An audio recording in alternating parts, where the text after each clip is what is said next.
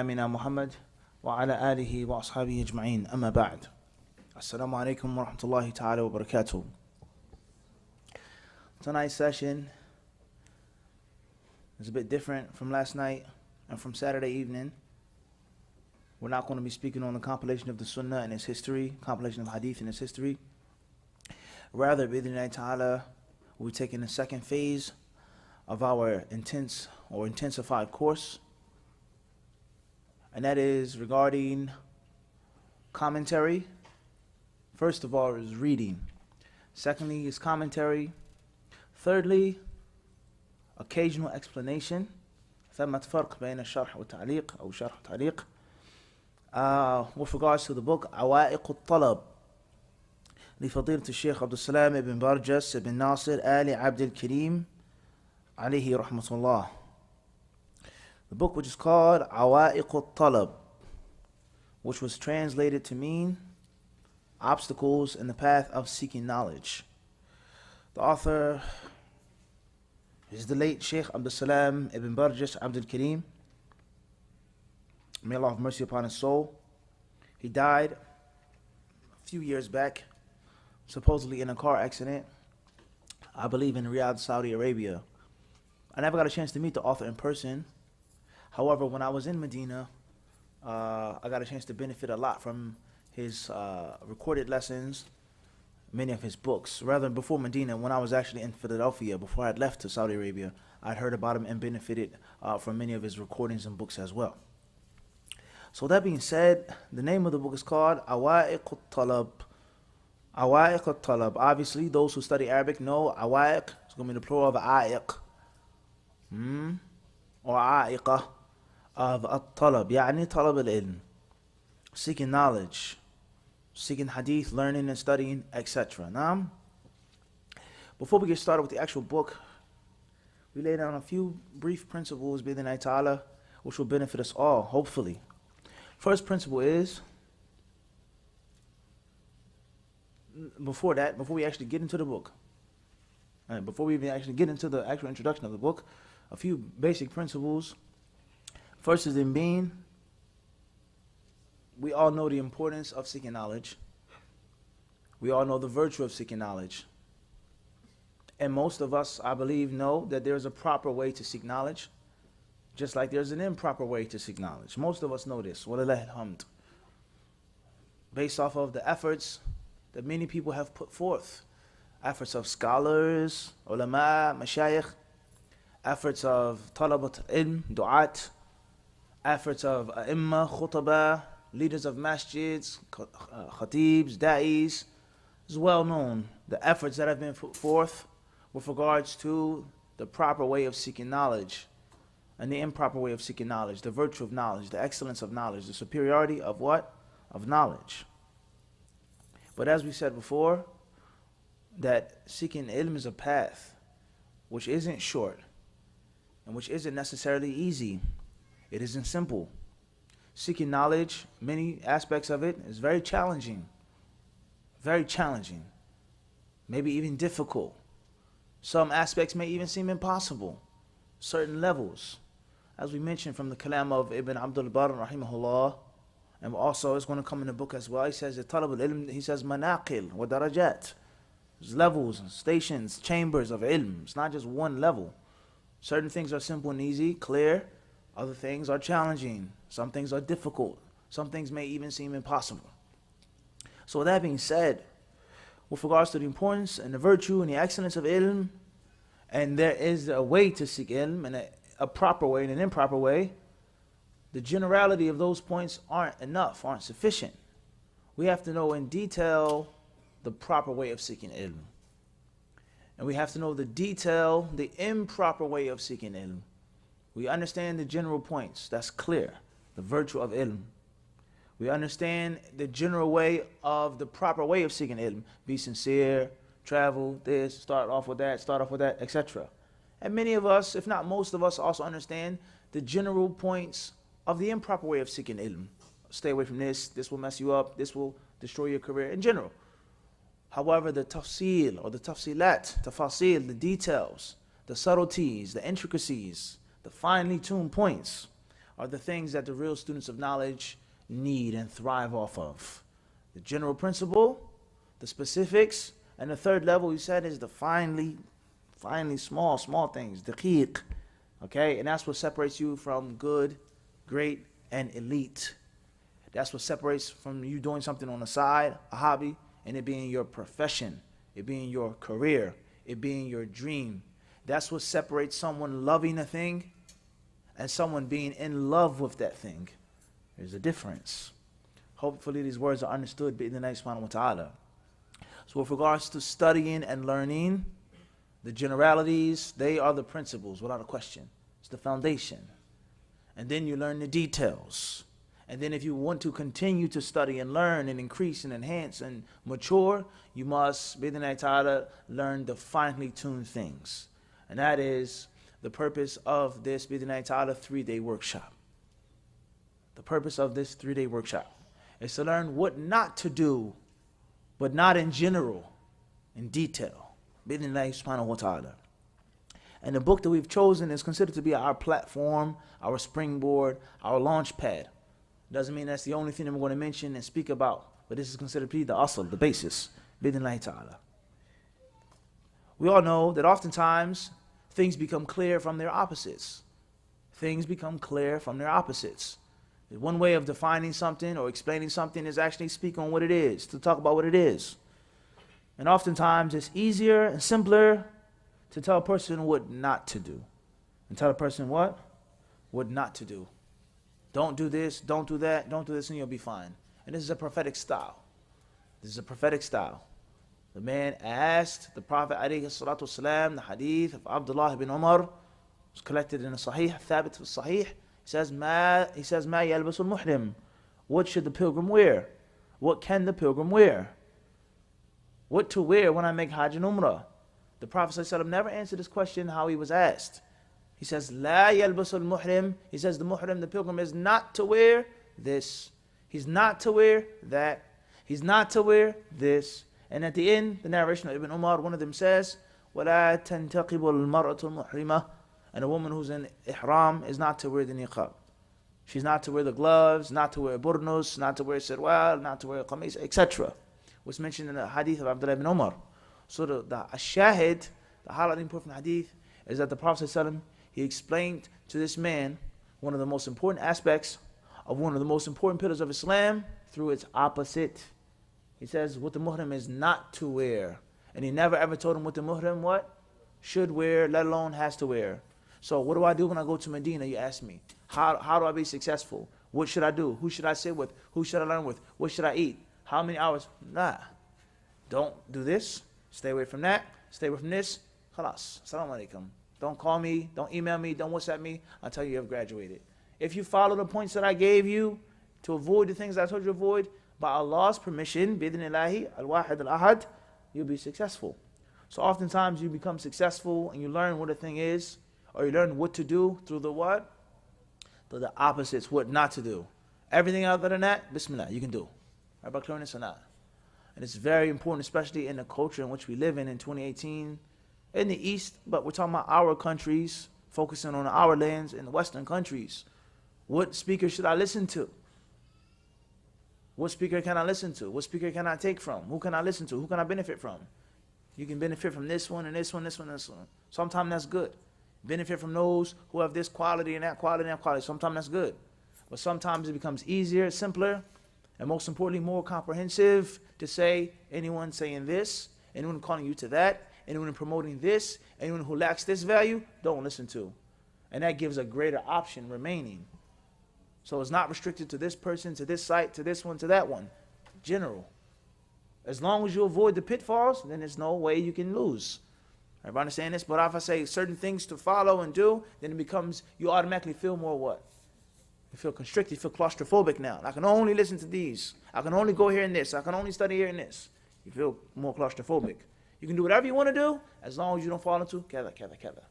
Everybody understand this? So oftentimes it's important, Hishan, for us to, akis, to reverse it. The reversal of the rule. This is the proper observance of it, and now this is the what?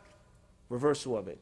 Khairan, inshallah ta'ala, extremely important in your studies. That's number one. Number two, with regards to the books of Talib al-Ilm, the adab, the manners of the student of knowledge, the proper etiquette of the Talib al-Ilm, of the Talib al-Hadith, the books are very important for you to, number one, obtain. Number two, read, study, memorize, review. Last but not least is for you to be familiar with those books. And when it comes to the books of the adab of Talib al-Ilm, then there are basically, I would say, 3 to 4 main categories of these books. 3 to 4 main categories. And there are other ways of categorizing the books, but let's say 3 to 4 main ways. The first way the first way of categorizing the books is with regards to time. The chronological order of the authors, the timeline of the books. We have books which will be considered classical books. Classical books of adab, fada'il, talib al-ilm. Classic books.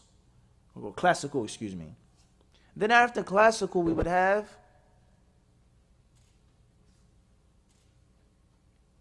later books. Books of scholars who came later on. And among the books of the scholars who came later on are those which are classics, but they're not classical. There's a difference. You understand this? Between those two words. Classic could be modern. Classical is automatically, in most cases. Tayyib. And then we have, mathalan, current day books, modern day books. So an example of a classic book, a classical book would be, Samir, Al-Rihla fi Talib al-Hadith, authored by Al-Khatib al-Baghdadi, rahimahullah. What year did he die in? What century was he from? 5th century, Al-Qarn al-Khamis, Ahsant. He died in the 5th century. So we have books older than him or not? Such as? By Abi Dawud, لا هذا ضمن السنن. هذا ضمن السنن. That's included in the books of hadith. It's not ليس مفردا. نتكلم عن المصنفات الخاصة المفردة. He died in the same year. Ibn Abdul Barr, 460. That was your first answer. Kitab al-Ilm by النسائي, Zuhair ibn Harb, huh? طيب, Abi Khaythama, نعم. The Kitab al-Ilm, what year did he die in? What qarn did he die in? What century? La. 3rd. Ahsant. طيب. So that's an example of a what? Classical book. Very, very old. Talking about what to do, what not to do, the virtues of ilm, etc. Al-Khatib, rahimahullah, Ibn Abdul Barr, rahimahullah, their respective works, their monumental works, are also considered to be from the classical era as well. And then we have the books of Man Ta'akhar, those who came later on from that classical era, such as the book of Ibn al-Jama'ah, who died in what century? 8th. طيب. Or someone a little before him, but not in the time of Khatib and Ibn Abdul Barr, An-Nawawi, At-Tibyan. He died in what century? 7th. We said yesterday and we said Saturday that history and knowledge, history and hadith are like what? I gave you this principle. History is like what? Even if it's general. Even if it's what? General. I don't know the exact year, but I know the century, the qarn in general. And it helps you gauge. You see the benefit of it now. Naam? So An-Nawawi rahimahullah, he died 676 in the 7th century. So mathalan, an example of this, he wouldn't necessarily be considered to be from the classical era. He would be from the later era. That has nothing to do with his books being classics or not. Ibn al-Jama'ah, Tadhkirat al-Sami' wal-Mutakallim fi adab. Ahsan, طيب. And then we have Ibn al-Qayyim rahimahullah, Miftah Dar al-Sa'ada, for example. Even though he came after Nawawi. He died what year? Or what century? Ibn al-Qayyim? La, not the 9th. 8th century. Ahsant, what year? 752. Ibn al-Qayyim rahimahullah. We didn't have to get into Ibn Taymiyyah's books. His books full of the etiquettes of seeking ilm. But we're talking about books that were specifically authored. Just on the what? On the topic. How about this? Dhahabi's books, طيب. Then after the later day scholars, we have the what? Contemporary, such as Kitab al-Ilm, Ibn Uthaymin, good. Or Al-Hilya, Sheikh Bakr, rahimahullah. Or Awaq al-Talab, Abdussalam Burgess. Naam. Everybody clear on this or not?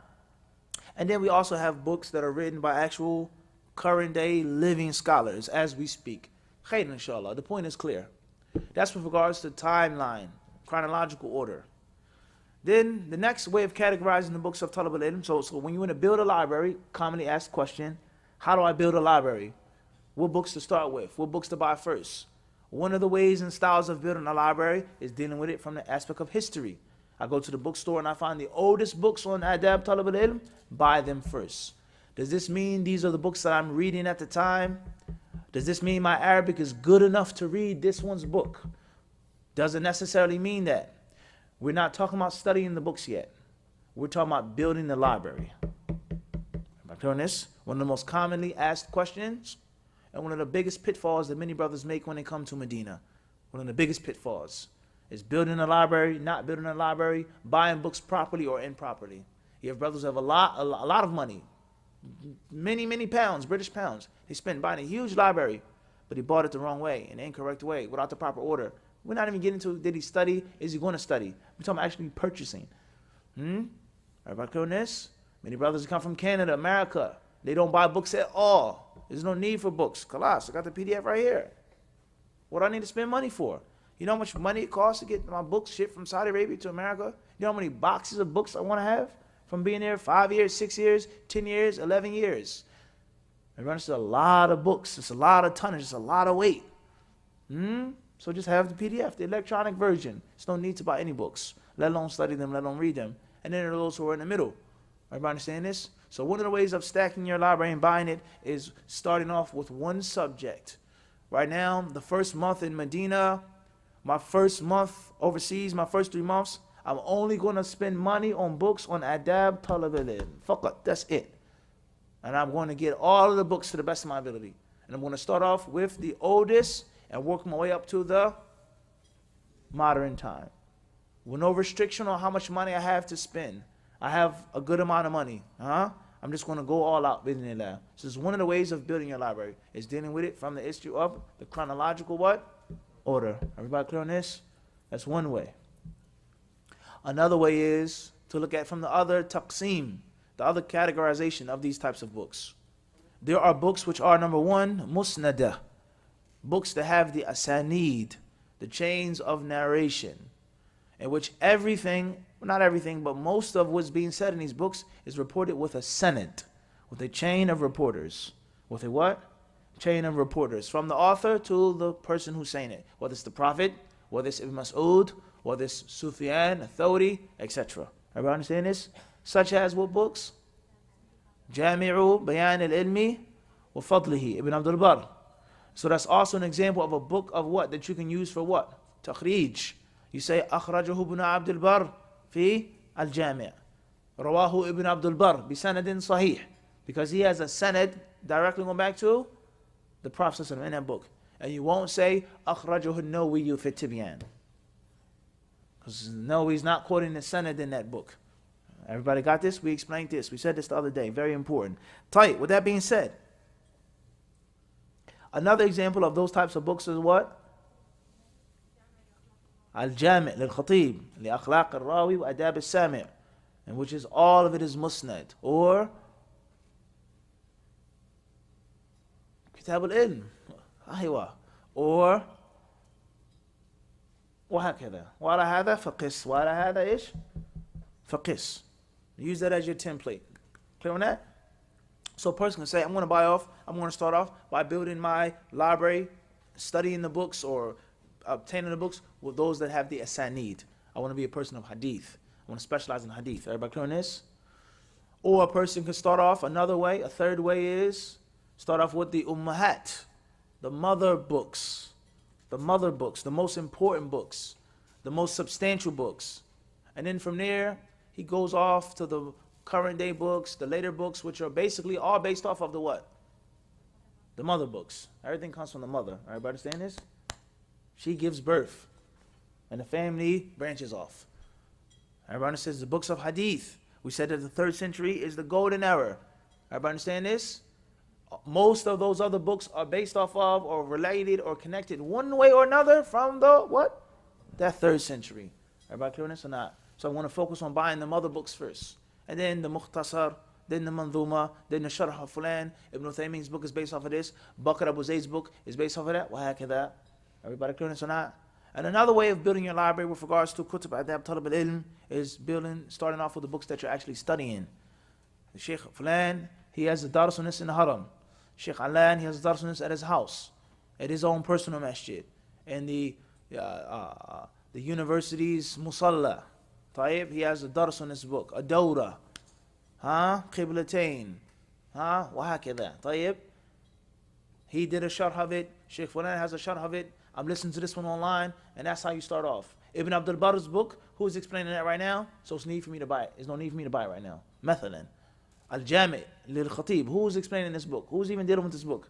There's no need for me to what? Buy the book right now. That's not necessarily the best way of thinking, but it is a way. Hopefully that's clear. Everybody understand this? And the same applies to books of hadith, books of fiqh, books of aqidah, books of lugha. There's different ways of building and stacking your what? Your library. Everybody clear on this? As far as studying the books, what is the proper manhaji of studying the books? Then it's any book or any type of book or the books in general. It's crucial for you to understand as a student of knowledge that they aren't the same. They aren't all the same. They aren't all equal. They aren't meant to be. Different types of books, just like a toolbox. A hammer is not like a drill gun. A screwdriver is not like a file. Many of us, we wish to force the file to be like a screwdriver. That's a khata. It's just not, it's a different tool. Everybody understand this? It has a different purpose, a different usage. The more professional the carpenter, the plumber is, no doubt, he knows his tools what? Even better. He has different types of hammers, different types of drill guns, different types of screwdrivers. He has screwdrivers long, short, Phillips. This one, a screwdriver with regards to it being electrocuted. He has a finely detailed section of his toolkit just for what? Screwdrivers. And he tells the apprentice or the beginner, no, don't touch that. Don't fiddle with my stuff. Because he just looks at the screwdrivers. Screwdrivers. Everybody understand this? This is the concept of life. Why do we think it's different when it comes to Islam, when it comes to seeking knowledge? The book of Sheikh Fulan is just like the book of Sheikh Alan. No, it's a critical error. And it's going to cause you to fall into misunderstanding, misquoting, mispractice.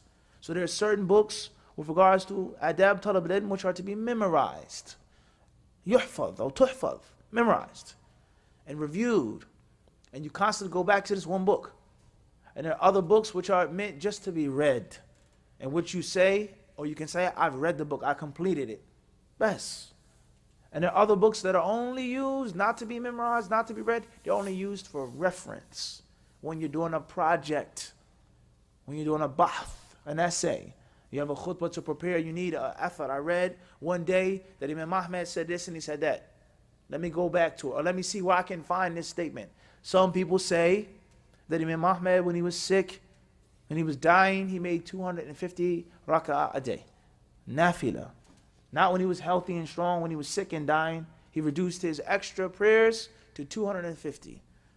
It's a lot, When he's sick, how many healthy people pray like that? Is that the sunnah? That's not the point. I'm not going to get into that right now. The point is, where do I find this statement or the story of Imam Ahmed? So you may go back to the shelf in the section of Adab, Talab al-Ilm, the Muhaddithin, and look for it and search for it. It's only meant for referencing. Everybody understand this? Everybody clear on this or not?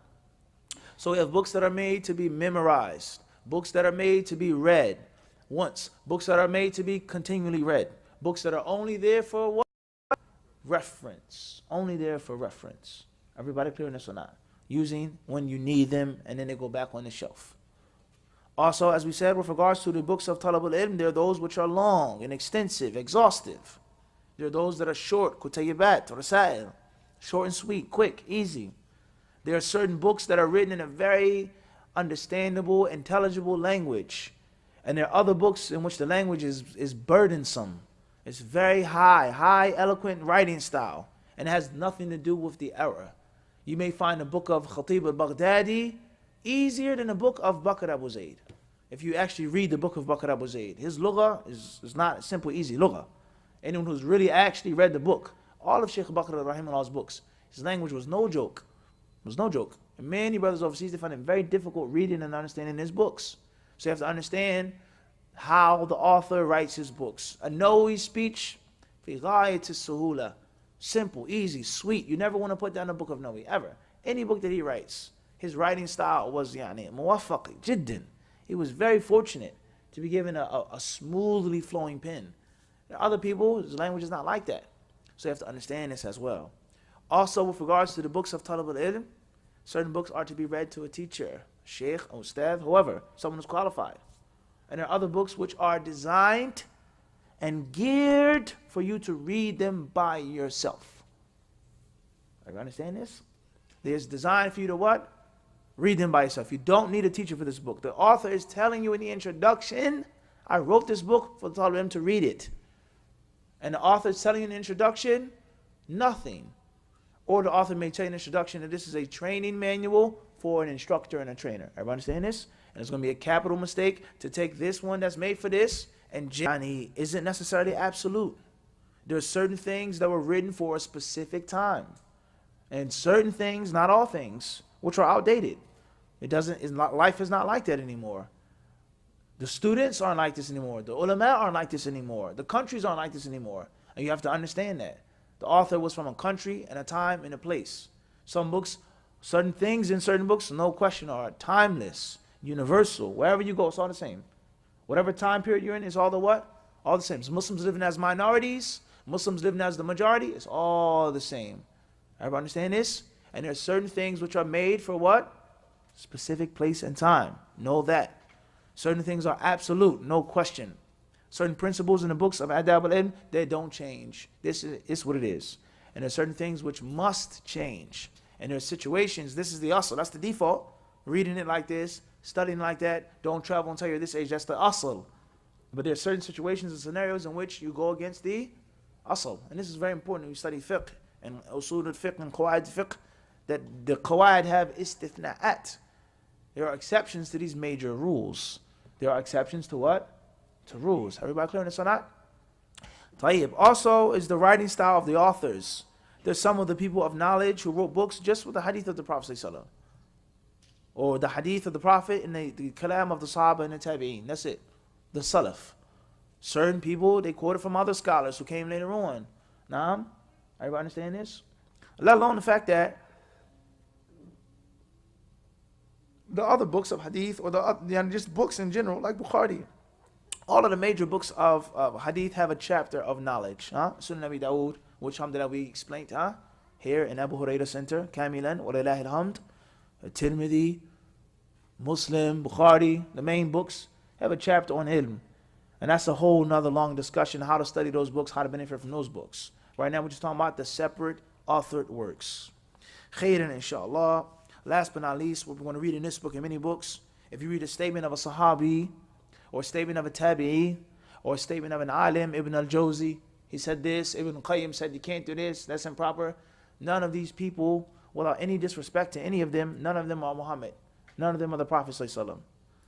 So the Prophet ﷺ, as we said, and we keep repeating this point because it's crucially important to be successful when you go overseas, and living in Canada as well, is that Muhammad's words, rather the Quran al-Kareem, there is a science of what? Tafsir, asbab nuzul. There's am, there's khas, there's mujmal, there's mubayyan, there's nasikh, there's mansukh. All of these things are in the Quran. The speech of Allah Azza wa Jal. There's a proper way of understanding it, and there's a proper way of what? Interpreting it. Everybody clear on this? The Prophet said in speech, if everything the Prophet said was directly to this point or black and white, there would be no Fath al-Bari. There would be no Tamheed, Sharh Muwatta. So if this is the speech of Allah and the speech of the Prophet, فَمَا ظَنُّكَ, what do you think about the speech of a Sahabi or Nawawi or Thawri or this one and that one? If Muhammad's speech is understood and interpreted, certain things are clear and simple. Certain things need interpretation and understanding. Everybody clear on this or not? If that's the speech of the Prophet of Islam, if that's the Quran, then what is the speech with regards to Imam Ahmad or thodi, or this one or that one. So many of us, we've been afflicted with this disease of taking things absolutely to the T, as if they were hujjah. It's not legal authority, it's not dalil. What Ibn Uyayna, rahimahullah, said, that great alim, is not a dalil. If it's in accordance with the kitab and the sunnah, then it's a beautiful thing to take. It helps you, it assists you. If it's against the kitab and the sunnah, then we say what? Rahimahullah Sufyan. Allah have mercy upon him. Kitab and sunnah. Everybody understand this or not? Everybody clear this or not? Very important for us to understand this. Everybody understand this? Let alone the fact that it isn't a dalil in itself, is that there are times in which the speech of Ibn Uyayna or this one or that one is what? Understood and interpreted. Last but not least is, with regards to what we find in these books of athar and things like this, if you want to take to the T what Imam Ahmad said regarding seeking knowledge and talab al-hadith, then what should you do? You should take all of it. Take the whole entire way of Imam Ahmad or Ibn Uyayna, and not just that which is convenient and simple, that which suits your desires. Everybody clear on this? That's one of the major problems that we have in the world today. It's not just the Western countries. I don't believe in that speech. I don't believe that that's correct. People always try to bash the Western countries. It's a problem with zina in this country. It's a problem with divorce. It's all around the world. Are certain places worse? Yes, no question. Well, were we saying that Canada is like Saudi with regards to certain problems? No. No one with two eyes would say that. But there are certain things which are what? Universal epidemics. Everybody clear on this? And you don't just keep bashing the Western country. You live here, you go there, you'll see the same thing, if not worse. Muslims not praying. A lot of them are they Muslims. Everybody understand the point we're trying to get to? This is widespread problems. Everybody clear on this? So misunderstanding the speech of the ulama, abusing the speech of the ulama, misunderstanding the speech of the Salaf al-Salih, abusing it, even that which is properly understood, but just abusing it. This is the correct understanding of Ibn Uyayna's kalam. No doubt, that's what he said. Clear as that. But it's not a dalil. And if it was a dalil, you cannot abuse it and use it and force it upon someone, let alone the other things that Sufyan ibn Uyayna what? Did. Like praying all night, fasting every day, giving sadaqah, visiting the orphans, visiting the widows. وَهَكَذَا. I understand this? Wallahi, we haven't seen you do anything of the other things that Ibn Uyayna used to do. But in the car, he said what? Or even worse than that, if I can't even pronounce his name. This is a problem. This is a what? It's a problem. It's a huge problem that we've been afflicted with. Only Allah knows how many bright students, talented brothers and sisters became lost. Went overseas, became lost. They came back as a wrath upon their communities, a wrath upon their families. And this is one of the stigmas that we live with now. They say, I don't want my son going overseas. Look what happened to him. I don't want my daughter going and studying. Look what happened to her.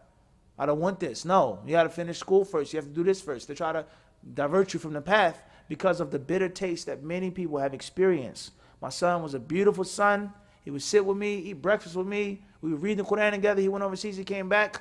Everything's haram. Everything's bid'ah. Everything's shirk. I'm an evil, sinful, horrible woman. You don't think she has girlfriends, older sisters she talks to, crying to? This is what happened to my son. They brainwashed my son. And then she's going to say the same to you when you say, I want to go overseas. This is dangerous. So you have to be very careful of this. Khair, inshallah. Those are the most important muqaddimat that we wish to mention right now. Let's get started. It says here that the book was printed in 1413. An-Nashratul Ula. This says this was the first print of the book in 1413. The book is printed by Dar al-Asima and Dar al-Hadith, both in Riyadh, Saudi Arabia. The author mentions the brief introduction, where the book came from. He wrote it in 1412. And the goal is, bid'nai ta'ala, we have 106 pages here. The goal is, if Allah allows us, to finish the entire reading of the book and the entire commentary and explanation and course, hopefully, bid'nai ta'ala, in 2 days. Bid'nillah, tonight and tomorrow, to finish early. Inshallah, the way on Wednesday, we can make review or something else, whatever the case may be. We want to, bid'nai ta'ala, move, inshallah. Tayyib? So, if I talk a little fast, or I read a little fast, or if it's a bit difficult, this and that, please try your best to be patient, inshallah ta'ala. Khairan, and this is the energy with which you run an intensive course. Ad-Dawrat al-Ilmi al-Mukathafa in Saudi, they was not slow and simple, they're flying through the metin because they have a goal. That's why it's intensive. And then the normal regular classes are هكذا. خير inshallah. So let's get started with the introduction. Bidnai ta'ala. Our first volunteer will be, who volunteers to read? Anybody? So you guys want me to speak and read and explain? It's not a bit. طيب خير إن شاء الله. بسم الله.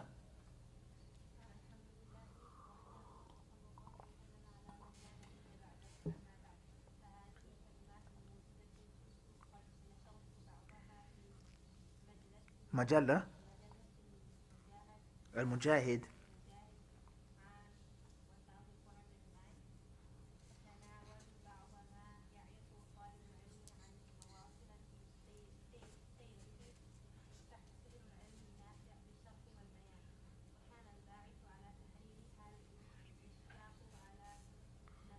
نهضتنا.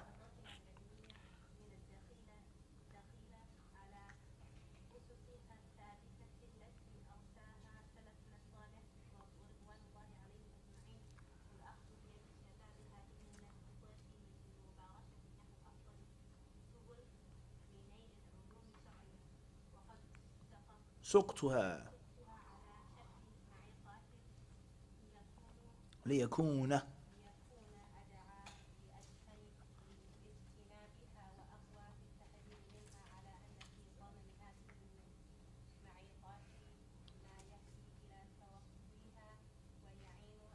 ويعين.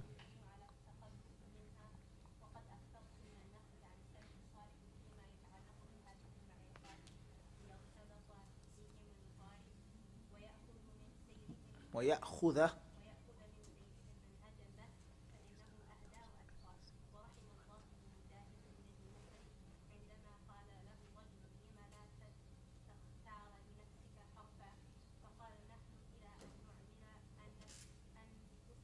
أنفسنا.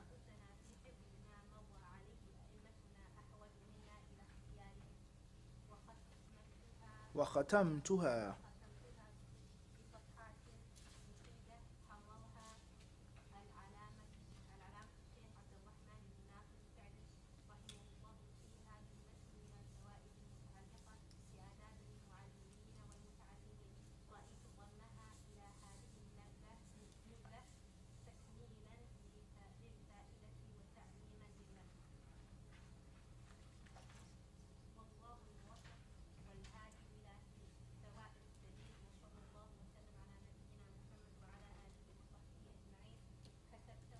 كتبه. طيب جزاك الله خيرا وبارك الله فيك. أحسنتي. The introduction, the author basically says the reason why he wrote the book. سبب تأليف الكتاب. He wrote the book to protect the youth, the young students, from falling into these pitfalls and these obstacles which will destroy, ruin, or at best minimize their careers and the benefit from their careers of studying and seeking knowledge. He says a nahta, this revolution of ilm, this age of awareness, of enlightenment, in which students from so many different countries all around the world all want to come and seek knowledge and study, learn about the hadith, the deen, the salaf, hadith, hakada, of the modern era, the modern age. Perfect example of this, Saudi Arabia. Whether it's Islamic University of Medina, Al-Qura, Jamiat al-Imam, Ibn Saud, whatever the case may be. You have people in your class from every corner of the world, all with the same thirst and hunger and passion to learn, to study, and inshallah ta'ala to benefit their people. That's not an easy, small, simple thing. It's a major, major, major movement in which we're living in its shade to this day. We're living in its shade to this day. Right now, we're living in its shade of those efforts, those sacrifices, those struggles, millions, if not billions of dollars that were spent on printing books, universities, this, that, conferences, kullu shay. So the numbers are there, the students are there, the hunger's there, the thirst is there. However, it's all over the place. It's hectic. It needs to be refined. It needs to be managed. Everybody understand this? It's not enough just gathering everybody in a room, and it has to be organized. And we have to teach the students what to stay away from. Because the people, they love knowledge, they want to study, but they're doing things that are horrible, terrible, awful, saying things, don't have the proper manners, etiquettes with themselves, with the law, with their teachers, with dawah, with their families. Everybody understand this? It's recklessness. Everybody understand this? So this is why the author wrote this book. He's ishfaq, compassion. I feel sorry. I don't want this to be like this. These students, these are my sons, my daughters. Everybody understand this? I want them to do it the proper way, bi'idhnillahi subhanahu wa ta'ala. Everybody clear on this? So this is why he wrote the book, and that's very important. Then the author, rahimahullah ta'ala, he talks about the asl of the book, how it was originally a magazine, articles in a magazine, Al-Mujahid magazine, in 1409. Naam, 1409. Tayyib. And this goes to show you, speaking directly to the sisters right now, specifically, is that you never ever know where your article may land. Where your article that you wrote, you never know, it could be put in a book one day. Who's going to read that book? Who's going to benefit from that book? You never know. Don't ever scorn yourself. Don't ever scorn yourself. Do you think, honestly, that the Sheikh had an idea or a thought that his book will be studied years after his death in Canada at 8:30 p.m. at night? And it was nothing more than an idea for a magazine in Saudi Arabia. Please write some articles on this and on that. Tayyib. He put the articles together, he wrote it, and then he has a book that's been translated, that's been studied. You're going to pass it on to people. How many rewards, inshallah, is he going to get? So don't ever scorn yourself. Don't ever look down upon yourself. You never know where your article, where your book, where your review, where your documentary will land. You don't know that. Everybody clear on this? So with that being said, he talks about why he wrote the book, Tayyib. And he talks about how he wrote the book and major points. He says the points, the headings, okay? He says, and in the chapters, in the points, there's more than enough information to avoid that problem. And he says, I made a great deal of quotation from the Salaf al-Salih in order for the student to be connected to them, and understanding the religion and seeking ilm upon their way. Then he goes on to say, because they were more guided and they were more pious. Khairan, inshallah, with regards to taking the example of the early Muslims. And he says, and in the end, I added a supplement. Naam, I added a supplement to the book, an index or an appendix, whatever you would like to call it, with regards to the kalam of Sheikh Abdurrahman ibn Sa'di, rahimahullah, the author of the tafsir, in which he had beautiful speech, beautiful gems, some of them we read, with regards to the etiquettes of teachers and the etiquettes of learners. He added that as a supplement to his book. Khayran, inshallah. Tayyib. And this book, or that was written in 1412. Let's get started with al-Aliq al-Awwal. Bismillah. Who's our reader? Bismillah. Tataraham al-Muallif. Seek mercy, the Allah's mercy for the author. You benefit from his book. The least you can do.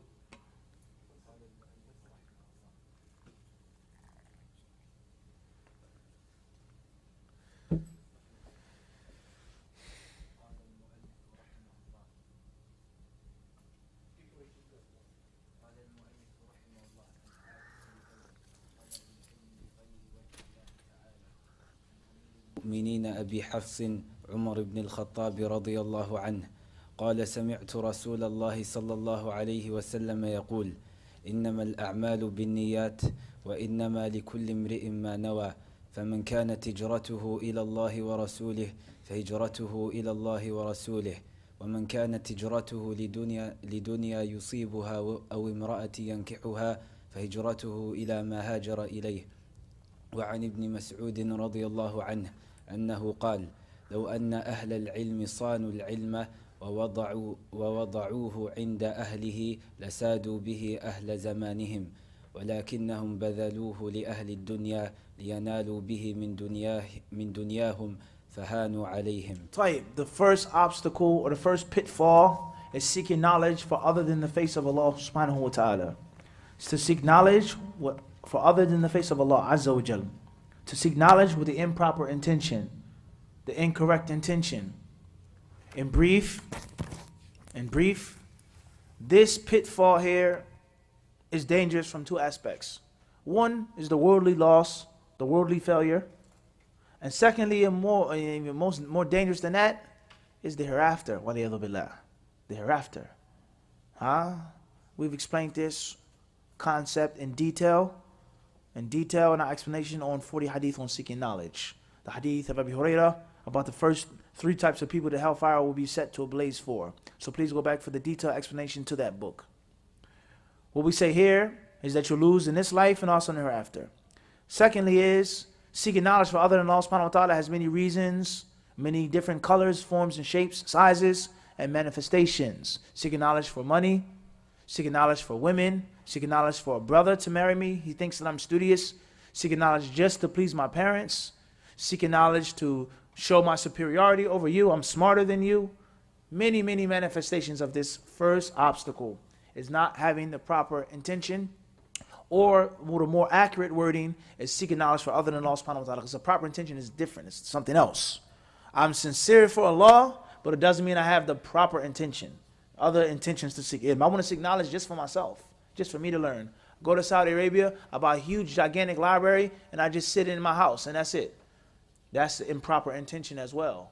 Even though the person is not doing it to show off. There's a difference here. It's a subtle difference here. He's not doing it for the people's praise. He's doing it for the face of Allah. But it doesn't mean there's an intention for ilm, seeking ilm, learning, buying books and studying is proper as well. If you don't seek knowledge with the purpose of teaching and benefiting and helping and fighting in Allah's cause by spreading that ilm, then your intention is improper as well. Everybody understand this is very dangerous, and the shaitan can trick you. So sincerity is one thing, and proper intention in the other aspects is something else. Khairan, inshallah. And we said there are many manifestations, many sizes, shapes, colors, forms, and figures of seeking knowledge for other than Allah subhanahu wa ta'ala.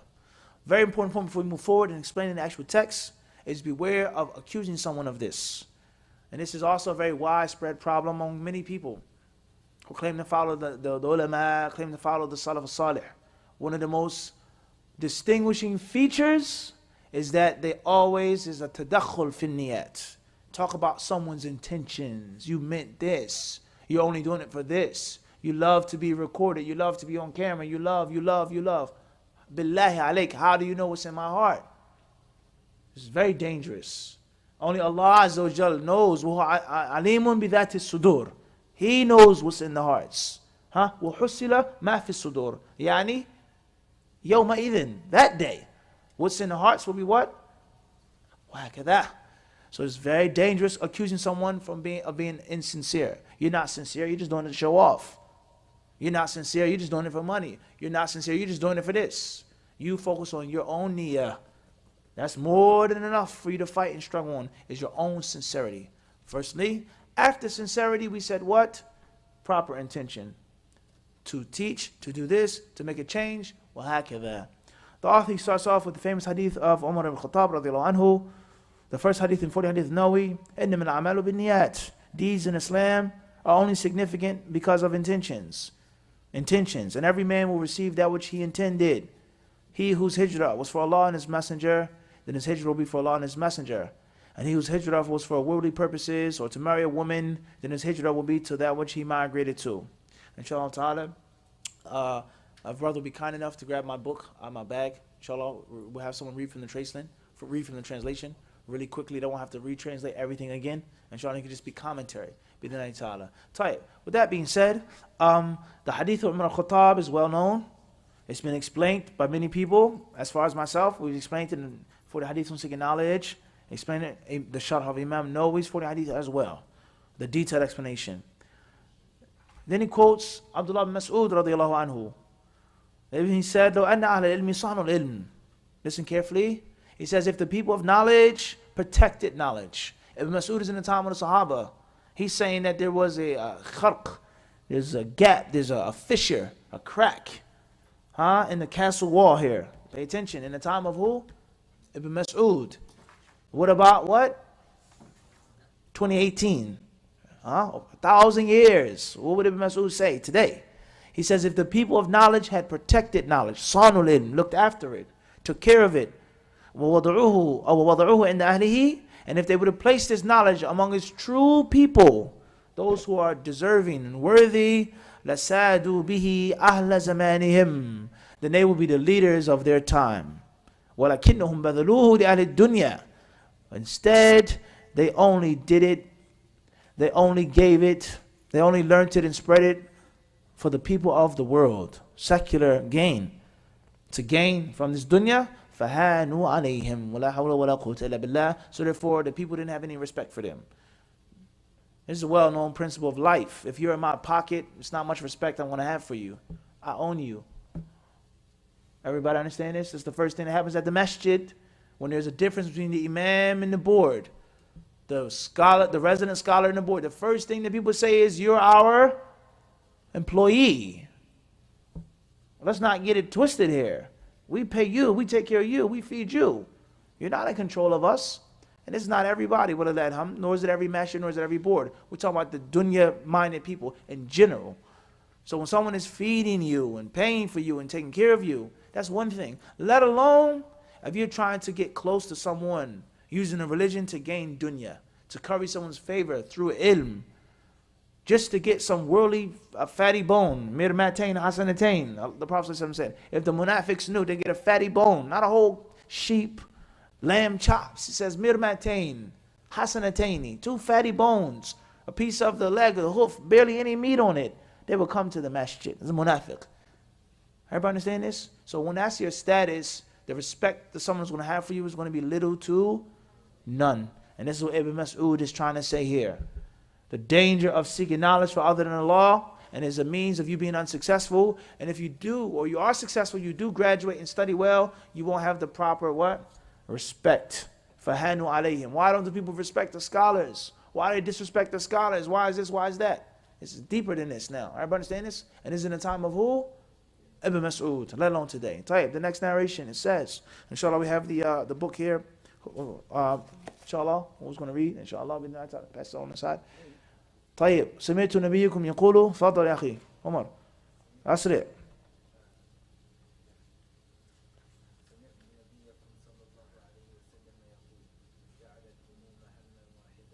كيف هذا؟ قال كيف هذا؟ سمعت نبيكم يقول كيف هذا؟ كيف عن وعن ابن مسعود. طيب هذا طيب تفضل كمل. فهمت الآن كيف الأثر؟ هذه تكملة. تفضل كمل. سمعت نبيكم صلى الله عليه وسلم يقول من جعل الهموم هما واحدة هم آخرته كفاه الله هم دنياه ومن تشعبت به الهموم في أحوال ومن تشعبت به الهموم في أحوال الدنيا لم يبال الله في أي أوديتها هلك.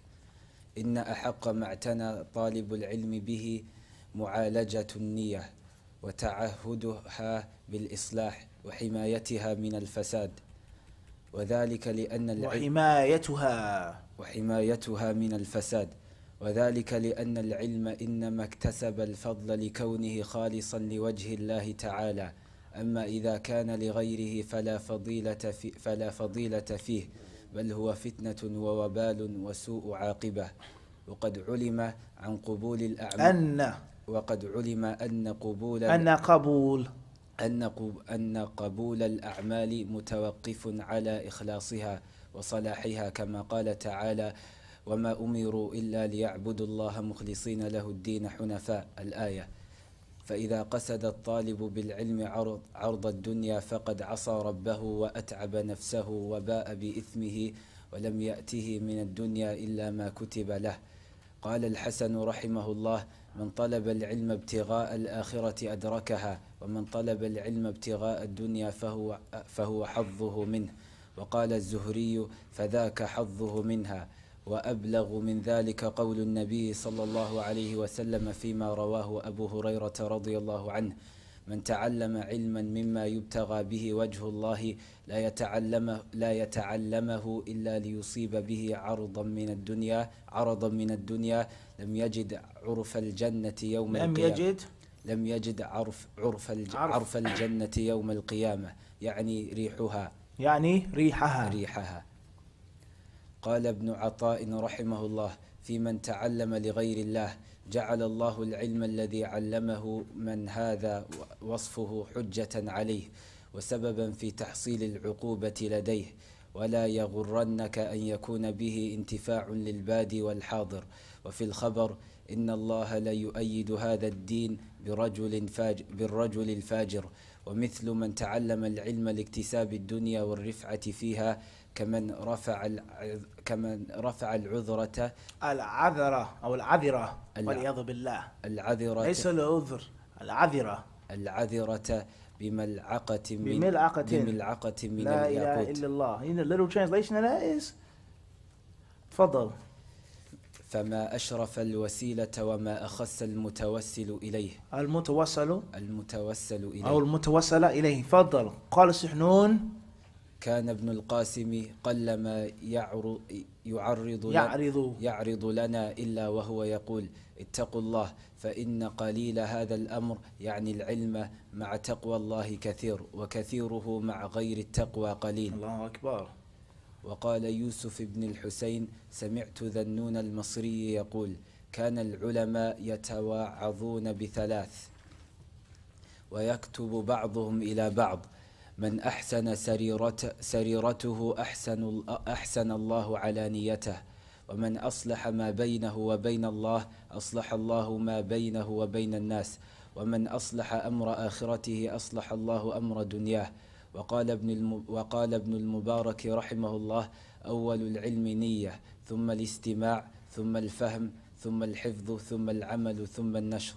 وهنا أمر ينبغي التنبيه عليه، ألا وهو أن جماعة من السلف قالوا كنا نطلب العلم للدنيا فجرنا إلى الآخرة، وطلبنا هذا الأمر ونيس فيه نية، ثم جاءت النية بعد. ومن طلب العلم لغير الله يأبى عليه حتى يصيره إلى الله، ونحو هذا العبارة حتى يصيره إلى الله، ونحو هذه العبارات. وقد شرح الذهبي رحمه الله تعالى هذه العبارات شرحا مفيدا. طيب, let's go to the translation now. وقف. يلا. بسم الله. Or maybe you with the same microphone. Bismillah. Yalla.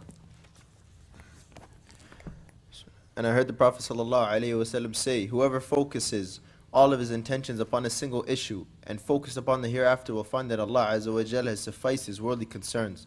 And whoever redirects his focus to the affairs of the worldly life, for him Allah will not care in which valley that he dies. Certainly, what is most deserving of the attention of the student of knowledge is the correction of his intentions and rectifying it and protecting it from corruption. His intentions. The most deserving thing for the student of knowledge, he says, certainly, is for him to focus on his intentions. Number one, correcting them from the get-go. After the correcting intention lies the next struggle, which is what? Protecting them from corruption. Everybody understand this? You buy a white shirt that's clean. That's the first thing, is the struggle to buy the what? White shirt. Now you have to fight and work hard to keep it white, keep it from being stained.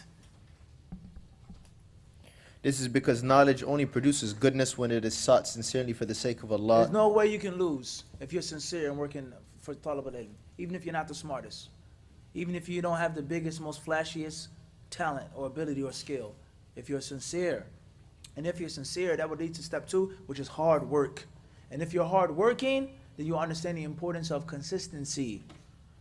You have those 3 things, bi'idhnillahi ta'ala, there's no way you can lose. Sincerity for Allah, hard work, and consistency. If you don't benefit, you don't learn, it doesn't work out for you, in most cases, your flaw or your glitch is found in one of these 3 things. Sincerity for Allah, number 1. Hard work, you're not applying yourself enough. Number 3 is that you're applying yourself, but it's a day work, day sleep. A week of ijtihad, a month of amusement. Everybody understand this? Consistency. 3 tiers we mentioned: sincerity, hard work, and consistency. Tafadhal ya akhi. Yalla. If it is sought for other than Allah, then there are no redeeming qualities for it. Rather, it is a trial. There's no virtue in it. It's no virtue in it anymore. It's ugly. Once was once beautiful, is now ugly. Everybody understand this? I bought the shirt, it was white. It was pure white. Tayyib, clear. I spilt on this, I got mud on it, I put mustard on it, I ate this, ketchup, this and that. Nothing about the shirt is nice anymore. It's ugly. Fadl. Rather, it is a trial, it is harmful, and it will be met with an evil end. It's not going to work good for you. It's not going to work out. It's not going to work out for you. You may get things in this life, and thereafter you have a rude awakening. And it is well known that the acceptance of actions depends on sincerity and the correctness of intention as Allah subhanahu wa ta'ala, the meaning of Allah azza wa jal, and they were not commanded except to worship Allah alone, sincerely making their worship purely for Him. And so if a student intends to attain some worldly gold with knowledge, then he has disobeyed his Lord, exhausted himself and committed a sin, and he will not acquire anything from this worldly life except what has been written for him. Al-Hasan rahimullah said, whoever seeks knowledge in pursuit of the hereafter will acquire it, and whoever seeks knowledge in pursuit of worldly matters will only receive his share of it. Az-Zuhri rahimullah said, so that will be his share. And even more explicit than that was the statement of the Prophet sallallahu alaihi wasallam, as was narrated by Abu Hurairah radiyallahu anhu, who said, whoever seeks knowledge, that should be sought for the sake of Allah for no other reason except that he seeks some worldly gain, will not smell the arf, meaning the scent of paradise on the day of resurrection. Ibn Atta rahimullah said concerning the one who seeks knowledge for other than Allah, Allah has made the knowledge of the one for whom this description applies an argument against him and a reason for him to be punished by Allah. And do not be deceived by the fact that he might benefit in a way that is obvious and apparent, since there is the narration. Certainly, Allah will aid this religion, even through a sinful man. You may get something out of it. It's some flash, it's some pop, and some glitter. Some people listen. It seems okay on the surface. Seems healthy, but inside a person is dying, sick. And it's only a moment before what? Faddal. And the example of the one who learns for the sake of acquiring some worldly gain or increase, it is like the one who raises filth with a spoon made of crystal. Literal translation, avira is actual excrement, not just filth. The translator should have put it as the author said it. He didn't say qadar. He didn't say what? He didn't say awsakh. He said avira is a piece of crap. We don't have to say anything more than that. You all get the point. A piece of excrement, a ball of dung. Everybody understand this? He scoops a ball of dung with a what? Read it. With a spoon made of crystal. A spoon made of crystal, yaqut. Imagine using a expensive spoon, crystal, rubies, emeralds, picking up a piece of excrement. Fadl? How honorable was the utensil, but how despicable was which it carried. How honorable was the utensil, how despicable was what it picked up. As-Suhnun rahimullah said, it was rare that Ibn al-Qasim would come to us without saying, fear Allah, since even a little of this, meaning knowledge, along with the fear of Allah is a lot, and a lot of it without fearing Allah is little. Everybody understand this? Being sincere and pure for Allah with just a little bit of knowledge. I don't have the most flashy Arabic. It's better than a lot of it with no taqwa. But that's the problem is what's going to lead to is, see, I can't really speak Arabic. I didn't study overseas. He does speak Arabic. He did study for a long time, but he's not sincere. That's the problem. How do you know who's what? Everybody clear on this or not? Let alone is that's not to be made as an excuse to be a failure and a dropout. Sihnun said, kada, kada, kada. So it doesn't matter. Degrees don't matter. It's not important what you have. Sihnun, is that the Nabi al-Kareem? No, he is not. Fahimtum? It's not an excuse, but that's the reality of the situation. Somebody that's sincere, is doing it in a proper way, purely for Allah, hardworking, consistent, that may take him further than someone who's flashy. Everybody understand this? Khayran, faddal. And Yusuf ibn Hussein, he said, I heard Dhannun al-Misri say that the scholars used to offer admonitions and write to one another regarding three things. Allahu Akbar. The scholars, they used to admonish each other with three main things. Listen carefully. Whoever rectifies himself internally, Allah will make him upright externally as well. And whoever rectifies whatever is between himself and Allah, then Allah will rectify whatever is between him and the people. And whoever rectifies the matter of his hereafter, then Allah will rectify his worldly life. And Ibn Mubarak, rahimahullah, said, the first part of knowledge is the intention, then listening, then understanding, then memorizing, then acting upon it, and then spreading it. Golden words right there. Golden words. It's a slogan. That could be a mantra of your school, of your institute, your YouTube channel, your website. First knowledge is proper intention. Then is to listen. Is to what? Then to understand. One could also say what? Empty the cup. That's the first step. Is to listen. How can you listen if you're talking? How can you listen and talk at the same time? How can you learn and argue and debate at the what? At the same time? Well, I can, but well, can't do that. It doesn't work. Intention, listening, understanding. After understanding is memorization. And obviously this is not absolute. It doesn't mean you can't memorize first and then understand. It's not the speech of Prophet ﷺ. And even if it was the speech of the Prophet ﷺ, there is وَهَكَذَا. Then is action. Then is what? Spreading knowledge. What good is the knowledge if it just stays where it is? The purpose of money is to be what? Spent. It's the only purpose of working. It's to do what? It's to spend it on yourself and on the people that are around you. You can't take the money to the grave. And the beauty of knowledge is that you benefit from it in this life and you also take it with you to the grave. Everybody understand this? So that's the best money, the best wealth is the wealth of ilm. Everybody understand this? And the more you spend from your account, the richer you become. Everybody understand this? The more knowledge that you teach, the more knowledge you become. And that's every time you teach a class or a khutbah, that's review for yourself. And it allows you to understand it even better, more thoroughly. You get a different dimension that you didn't get it. I read this hadith 20 years ago. Now I understand it in a different way. هكذا. تفضل. وهنا أمر. And quickly.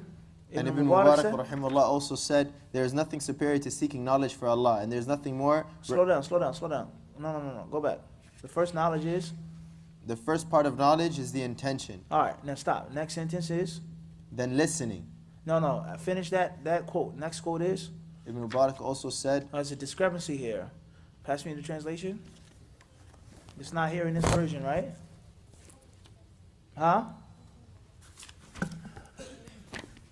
Says here, let's see what the translation says. This is the translator. It's an amana. Translation. Dar al-Ilm Publications. Translator is Abu Layth Qasim ibn Agray Mutiva. Reviewed and edited by Dar al-Ilm Publications. Dar al-Ilm Publications address Dar al-Ilm 5020 Germantown Avenue, Philadelphia. In 2014, the book was translated by the listed translator Abu Layth Qasim ibn Agray. I hope I'm pronouncing it correctly. Mutiva. Tayyip. Let's see if he mentions what book he used to translate it. Says here, biography of Sheikh Abdul Salam Burgess, rahimahullah. After his biography, his death, the website of the Sheikh, and then it goes right into the introduction of the author. So what is the translator missing here? A major flaw, and we see the problem of it is what?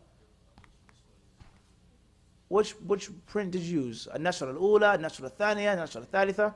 And it's a mistake that most translators fall into. When they translate a book, they don't mention which version they're using. They don't mention which what? And that's considered to be sloppy. Very sloppy. You make a tahqiq of a book in Arabic, you have to say what? Just a part of your introduction has to be on the makhtutat. Which, وَقَدْ اعْتَمَدْنَا فِي. We use this nuskha. We use this nashra. We use this tab'ah. You have to mention that. Because there are discrepancies, there are extra things that are missing, as we see here. So what page were you on, Adam? You didn't check the page. It says here, briefly, hopefully we don't take too much time on this, inshallah ta'ala, but it's important. I'm going to show you the proper way of doing things. It says here, Tayyib. It says, Awwalul ilm, what does it say? Read it again. Awwalul ilm. An-Niyya. Naam? So the first part of knowledge is intention. Clear? Then here in our version, which we clearly mention when and where this book was printed. Naam Samir? We what? We mention when and where this version was what? Printed, clearly. So it says, أول العلم النية, correct? Then the author he says here, وهنا أمر ينبغي التنبيه عليه ألا وهو أن جماعة من السلف قالوا. It doesn't say Ibn Mubarak said again. And in the English translation it says here, And Ibn Mubarak also said there's nothing superior to seeking knowledge for Allah. Then it says, and here there is a matter that must be mentioned. A group from the Salaf said. So we have an extra quote from Ibn al-Mubarak. Which version is the translator? Has the translator what? Dependent upon. If he doesn't mention it, then we're lost. And there is a discrepancy. Tafadal. Fatima's one. Let's see which one. Let's see what this says.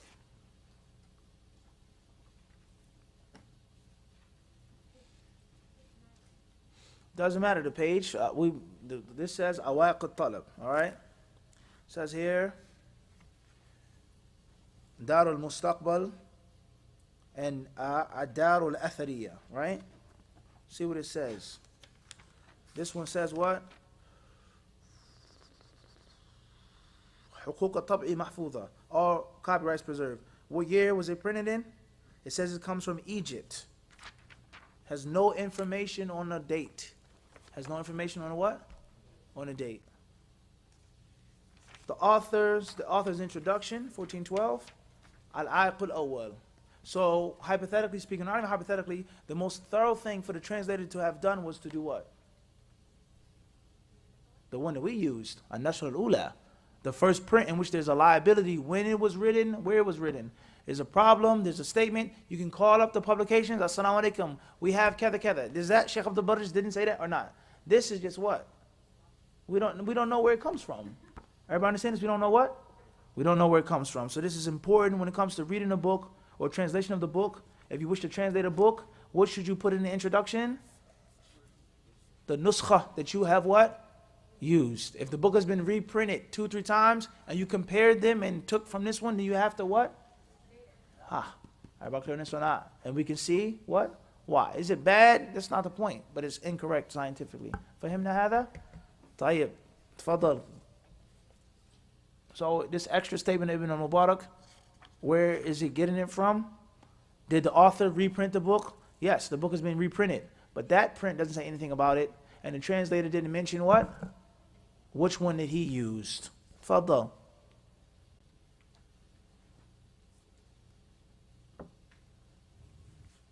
وهنا أمر. يلا أخي. Ibn Mubarak. Don't read that. We can't verify that right now.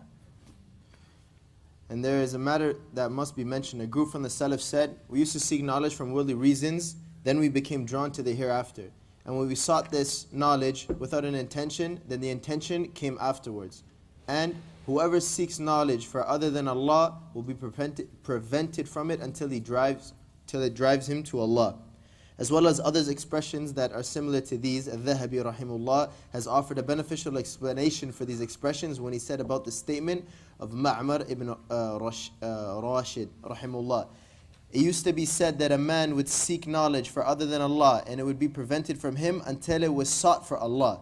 Yes, this is how it would initially be sought, and the main incentive was What the he's love of saying knowledge. what he's saying here is, these narrations say, some of the Sahaba said, we used to seek knowledge and it wasn't for Allah subhanahu wa ta'ala. We explained this in Ottawa at the university about the pure, sheer love of knowledge, love of reading, the hatred of ignorance. And then after some time, the sincere, proper intention, what? Comes. But you don't have to go that far because those statements of the Sahaba are not the words of. You see the problem, how problematic it becomes? The Prophet ﷺ, he said what? إِنَّمَا الْعَمَلُ بِالنِّيَّةِ مَنْ تَعَلَّمَ عِلْمًا مِمَّا يُبْتَغَى بِهِ وَجْهُ اللَّهِ. Everyone understands? The Prophet's words teach us to have the niyyah when? First. Everyone understand this? How dangerous it is. To just take a statement of other than the Prophet and use it absolutely. Because based off of this reckless mentality, the Sahaba said we sought knowledge without an intention. So I can clearly now seek knowledge with. And then later on the intention will what? Will come. Everybody understand this? The Sunnah teaches us something which is clear and simple, which is what? Everybody understand the point? Tight, moving forward. So Dhahabi rahimahullah, he explains this. We'll make some summary here. And then he goes on to mention a few other stories. Bi'idhnillahi subhanahu wa ta'ala. What's important is, brothers and sisters, he mentioned some inaccuracies and some incorrect understandings with regards to taqwa, then knowledge.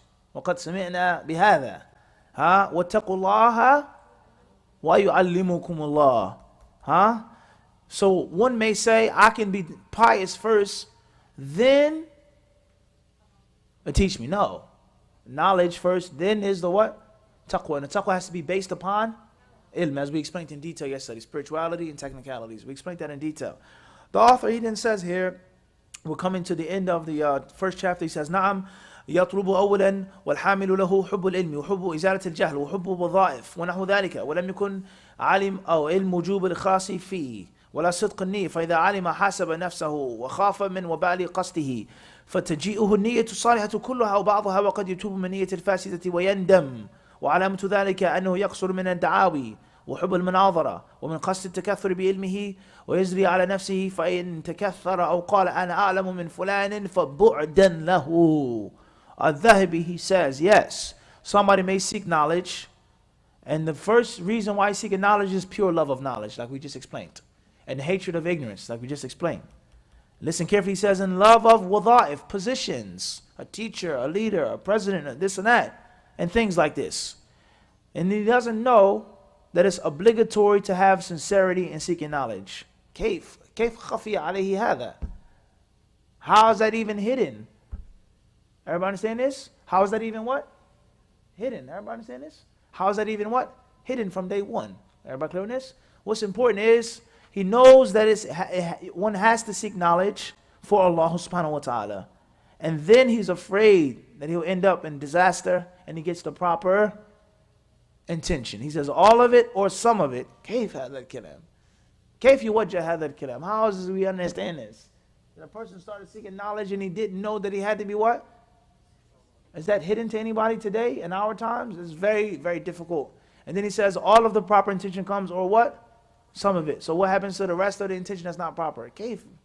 Everybody understand this speech? This is interesting here.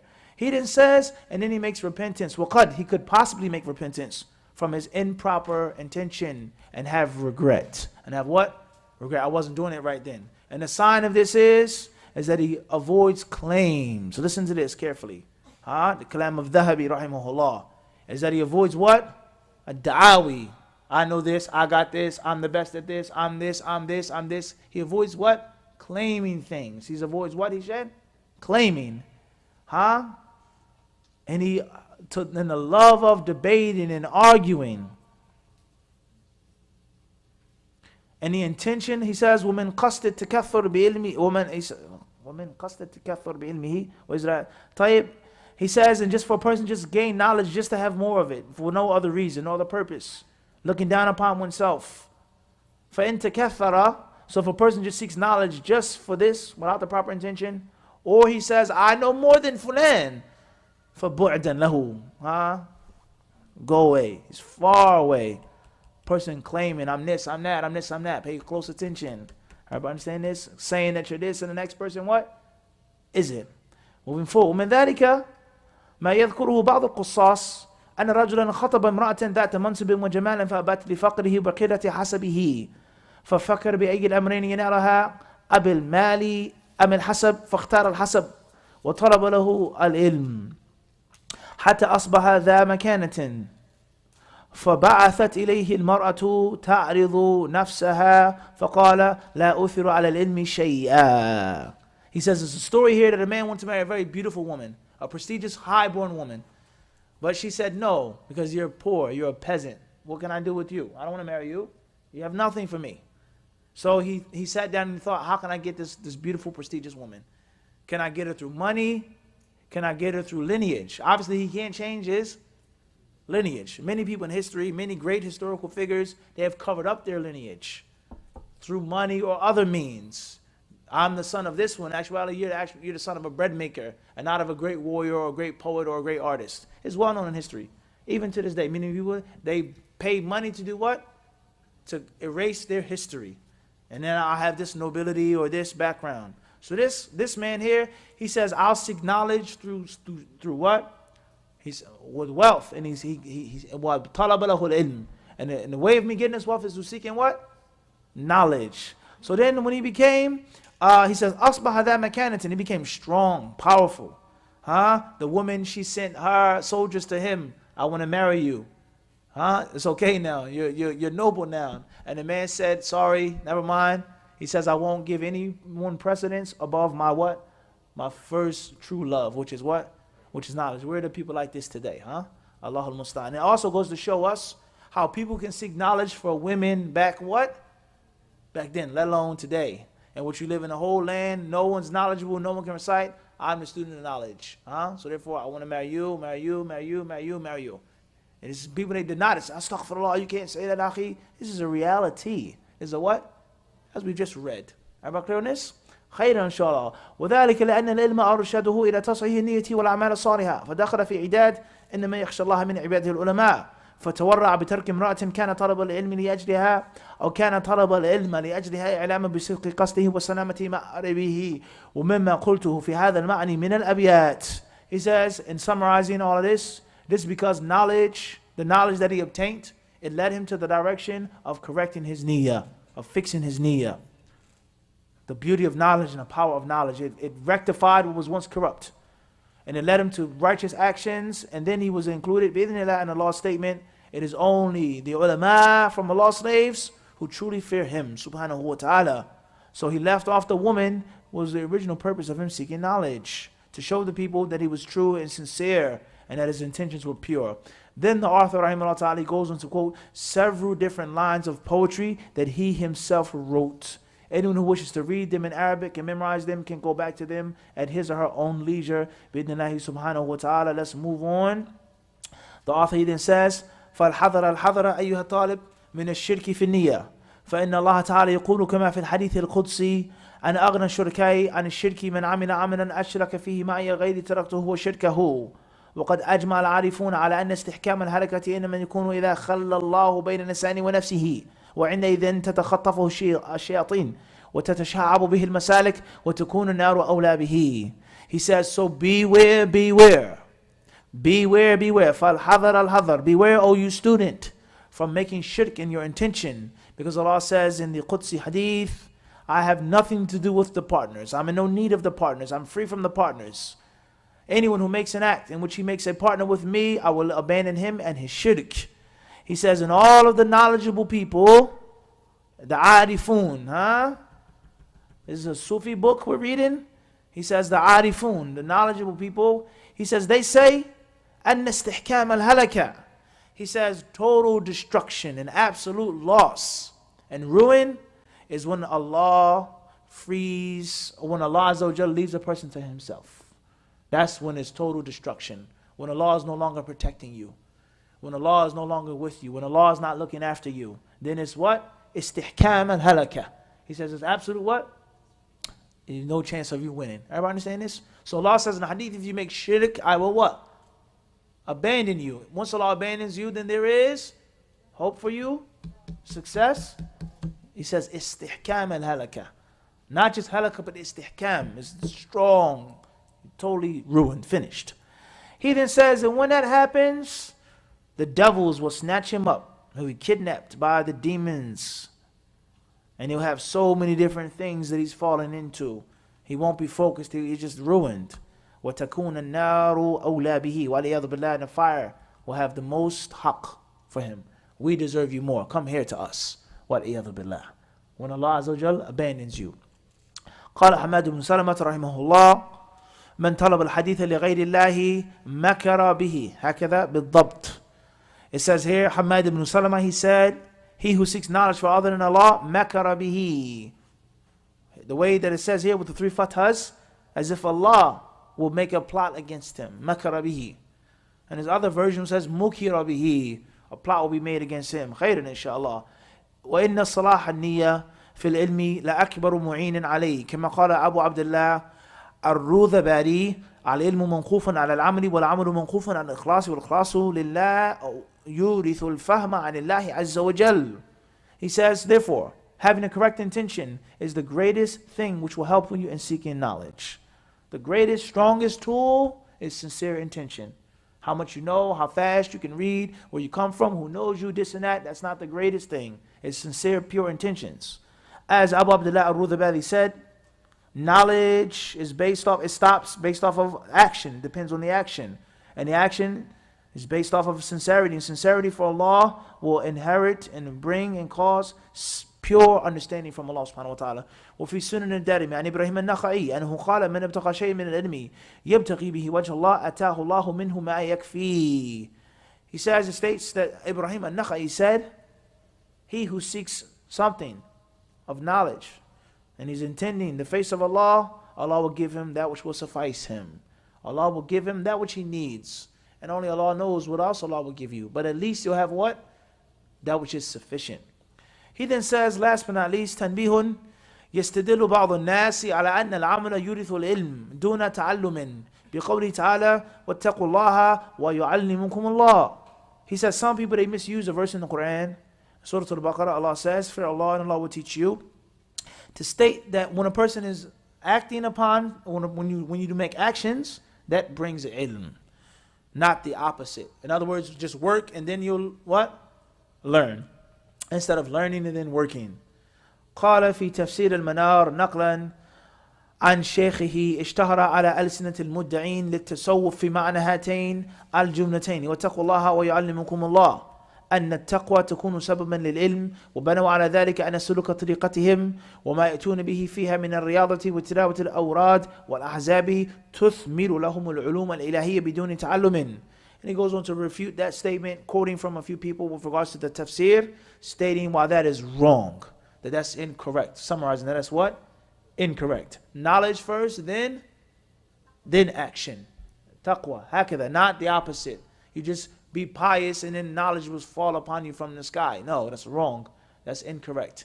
One of the first things we learn in al-usul al-thalatha, al-ilmu qabla al-qawli wal-amal, based off of the Quran and the Hadith, not Bukhari's statement, not Ibn Abdul Hab's statement. The only reason why everybody understands this, that's why it's true. It's correct because Ibn Abdul Hab said it? No. That principle is correct because Bukhari said it? No. It's correct because what? The Kitab and the Sunnah. Kitab and the Sunnah. Everybody understand this? And we learn, we take the example of Bukhari, of Ibn Abdul Hab, of the people of knowledge. That is what's correct. Everybody understand this? The reason why this is correct is because of what? Allah and His Messenger. That's why the principle is right. And the reason why the principle is incorrect, because it's against what Allah and His Messenger said. The usage is wrong, let alone if it doesn't even have a proof stating it from the Kitab and the Sunnah. I cannot repeat how important these words are. Our Aqidah is based off of Kitab, Sunnah. Our Ibadah is based off of what? Kitab and Sunnah. Why is this group astray? Why is that wrong? Because of what? Al-Kitabu was Sunnah. Everybody understand this? What is the understanding of the Sahaba except for the Ijma' is based off of the Qiyas is based off of the. We cannot repeat, we cannot say how important it is to constantly have this on your mind. Al-Kitabu was Sunnah, the text, the dalil, that's understood by the Sahaba and the Salaf, that is explained, is laid out, simplified by the ulama. But it's based off of what? And it's not just based off, it's not right just because Imam Bukhari what? Said it. Abadan. Everybody understand this? It's not right just because Sheikh Islam ibn Taymiyyah said it. No. La. It's because of the proofs and the evidences and the argument that was made by Sheikh Islam ibn Taymiyyah based off of the Kitab and Sunnah. That's for any alim. Everybody understand this? Moving forward, the author says, وَهَذَا كَلَامٌ جَيِّد وَيُضَافُ إِلَيْهِ أَيْضًا, and he goes on to say that that's an excellent point, and he refutes that whole entire claim. خير inshallah. العائق الثاني ترك العمل. Bismillah. A new reader, inshallah. Type labas. I'll read it perhaps tomorrow because it's getting late tonight. And we definitely want to finish this chapter, inshallah ta'ala. The author, he says, العائق الثاني ترك العمل. عن أبي برزة الأسلمي قال قال رسول الله صلى الله عليه وسلم لا تزول قدم عبد يوم القيامة حتى يسأل عن عمره فيما أفناه وعن علمه فيما فعل فيه به وعن ماله من أين اكتسبه وفيما أنفقه وعن جسمه فيما أبلاه. Abu Barza al-Aslami radiallahu anhu narrated, the Prophet ﷺ said, on the day of judgment, the feet of the son of Adam will not be removed. He'll be standing. He'll be responsible until he's asked about how he spent his life, what he did, how he implemented his knowledge, how he earned his money, how he spent his money, and how he ruined his body. Did you ruin your body in Allah's cause? Or did you ruin it in other than that? Ablahu. Your body becomes dry. You dry out your body in what? Cause of Allah or other than that? You'll be asked about this. Everybody clear on this? You'll be what? You'll be asked about this. How you spent your body. You have muscles. You have a brain. You have eyes, ears, tongue, heart. What did you do with it? Where did you earn your money? Where did you spend it? You learned, but did you act upon it? Everybody understand this? So the author is using this hadith to show the point of the severe danger of learning and not implementing. The severe danger of learning and what? Not implementing. And the proof is taken from this hadith. So everything of the kalam, of this one, of that one, of fulan is going to be based off of what, Hishan? This hadith. This is the asal, let alone the Quranic ayat. Everybody understand this? And not the opposite. It's dangerous to learn and implement because fulan said. Fahimna am la? We understand this or not? Everyone's statement is understood in light of this hadith, the kalam of Muhammad alayhi salatu wasalam. وأخرج الخطيب نحوه وفيه وعن علمه ماذا عمل فيه أو فيه وفيه عن ابي الدرداء رضي الله عنه أنه قال لا تكون عالما حتى تكون متعلما ولا تكون بالعلم عالما حتى تكون به عاملا. Al-Khatib is also mentioned in his book. What book? اقتضاء العلم العمل. Added to your list of books to read, to study of the adab of talab al-ilm. اقتضاء العلم العمل. He says, Abu Darda said, you cannot be an alim, can't be learned until you learn, until you study. You can't be a master until you're a what? An apprentice. He says, and you cannot be learned of knowledge, an alim, until you act upon it. وفيه عن علي رضي الله عنه أنه قال هتف العلم بالعمل فنجابه إلى ارتحلا. Ali رضي الله عنه said that knowledge, listen to this. What do we call a phone in today's time? A what? In Arabic. Hatif, Jawal, Sayyar, etc. They call it a hatif. The verb says hatafa. Calling out from what? You. Hatafa bihi. Hatafahu. Everybody understand this? He did what? Called out to him. That's where the word for phone comes from today. Everybody understand this? You understand it or not? So this Athar, Ali radiallahu anhu said that knowledge does what?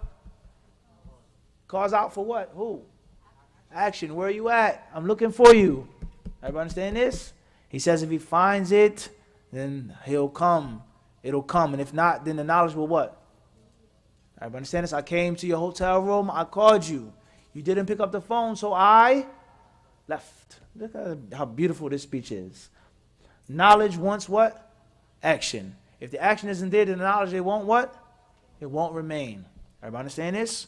وعن الفضيل بن عياض أنه قال لا يزال العالم جاهلا بما علم حتى يعمل به فإذا عمل به كان عالما.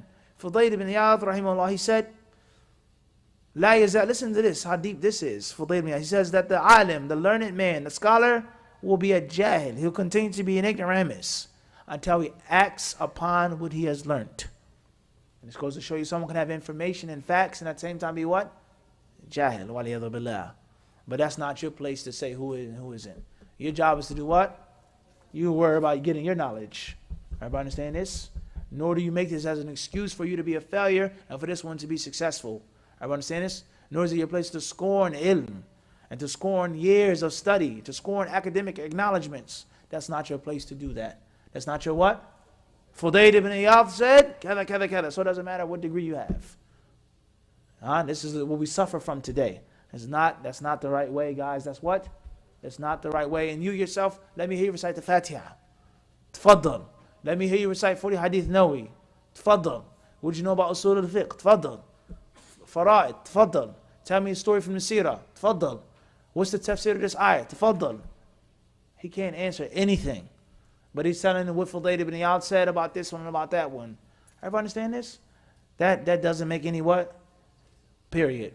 If it was another alim saying that, we say, mumkin, perhaps. What?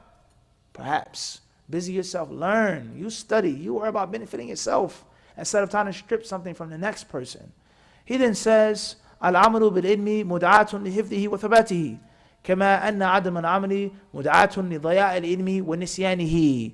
ولذلك قال الشعبي رحمه الله كنا نستعين على حفظ الحديث بالعمل به وكنا نستعين على طلبه بالصوم. He says action. He says al-amalu bil-ilm mud'atun li-hifdhihi, is when you act upon the knowledge that you have, it's a reason behind you keeping that knowledge. How do I keep forgetting? Because you're not implementing it, you're not acting upon it. Everybody understand this? From the ways of soaking up knowledge is to do what? It's to implement it. Just like the lack of implementing knowledge is a reason behind knowledge being lost and you losing out on it. Ash-Sha'bi rahimahullah, who's from the greatest of the tabi'een, Amr ibn Shurahil rahimahullah, he said, we used to seek help for memorizing hadiths by implementing them. And we used to seek help for seeking hadith by fasting. He's from the Salaf, the Kibara Tabi'een right now. Tayyib, how many people are fasting when they seek hadith?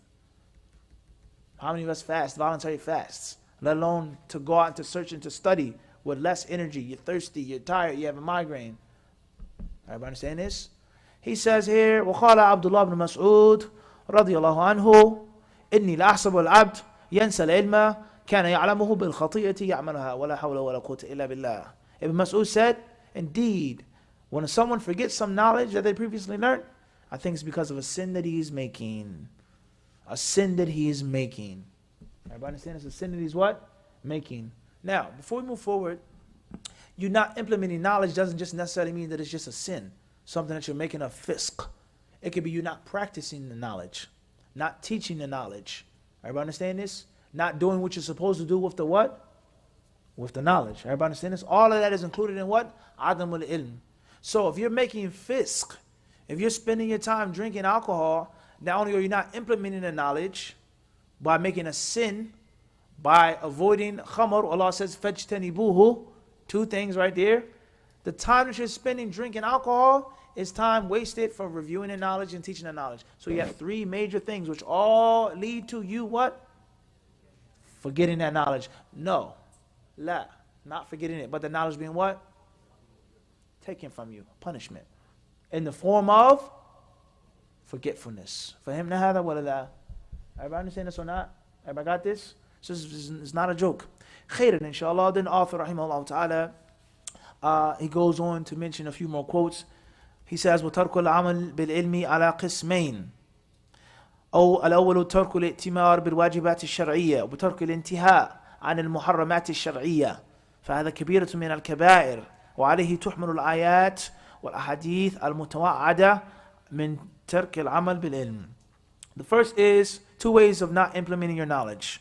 One is to avoid what's haram and to fail to perform what is mandatory.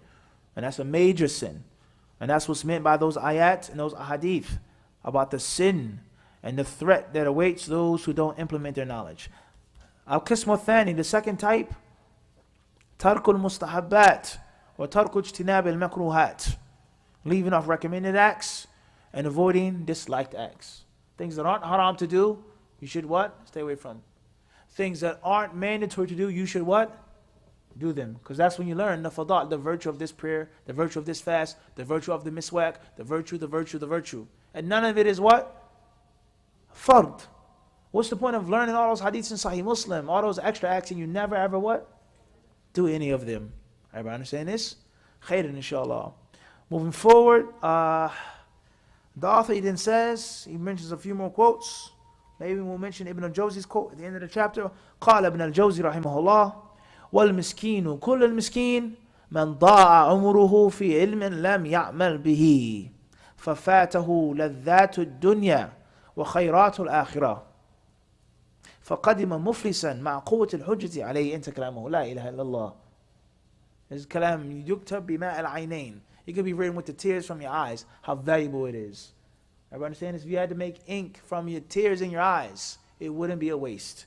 Ibn al-Jawzi, he said, and we said before many classes, many lectures, the importance of, or the virtue of Ibn al-Jawzi. Last year at the Sanahar conference, we did a biography on Ibn al-Jawzi, and we mentioned many of his books, Sayyid al-Khatir, a very important book for the student of knowledge to read, and many other beautiful books that he wrote.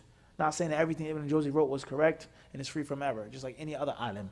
Everybody understand this? هناك موضوعات, هناك قصص ومنامات وأشياء تحضر. هناك أشياء في بعض الصفات. هناك بعض الزلات كغيره. Allah yarhamu. Ibn al-Jawzi rahimahullah, he said, listen to this speech right here. La ilaha, it just makes you sad if you just really think about this now. He said, al-miskin. He says the poor one, the total loser. That's what this meant by here. Kull al-miskin, the total absolute loser, is the one who wastes his life learning knowledge that he doesn't implement. Learning something that he himself doesn't benefit from. Why is he such a great loser? Why is he so poor? Because two things took place. Or one thing happened and another one happened. One, he missed out on the pleasures of the dunya. He was seeking knowledge, learning, sacrificing, suffering. He didn't get this, he didn't buy this, he didn't go here, he didn't get married, he suffered. I was in Egypt with no food, with this, all of these things. He suffered to get this ilm. So he left out, or he missed out on what? Dunya. You're in Egypt, studying with no food, barely eating meat, vegetables, soggy rice. And your brother's in Canada, he just graduated from law school. Correct? And your family like, won't you go to law school? Why are you overseas seeking knowledge? This is not the case. Many of your parents you have to fight with to go to Medina. Wallahi, I met brothers like this. They had to fight with their parents, literally, to let them go to Medina. My mother's a doctor, my father's a doctor, my uncle's a doctor, my aunt is a dentist, everybody's successful, worldly. And you're seeking knowledge, suffering, starving. So you're missing out on those what? Those that. Everybody understand this? Social media nowadays was different back then. They send you a picture of the feast that we had. You missed out. You're in Medina. You're eating fool and bread. Or not even that. Fool is like steak when you're hungry. No doubt. The fool is like steak when you're hungry. You get a little olive oil, Hisham, just a what? It's not extra virgin, high quality, but just a what? Just a what? Sheikh Hassan, what?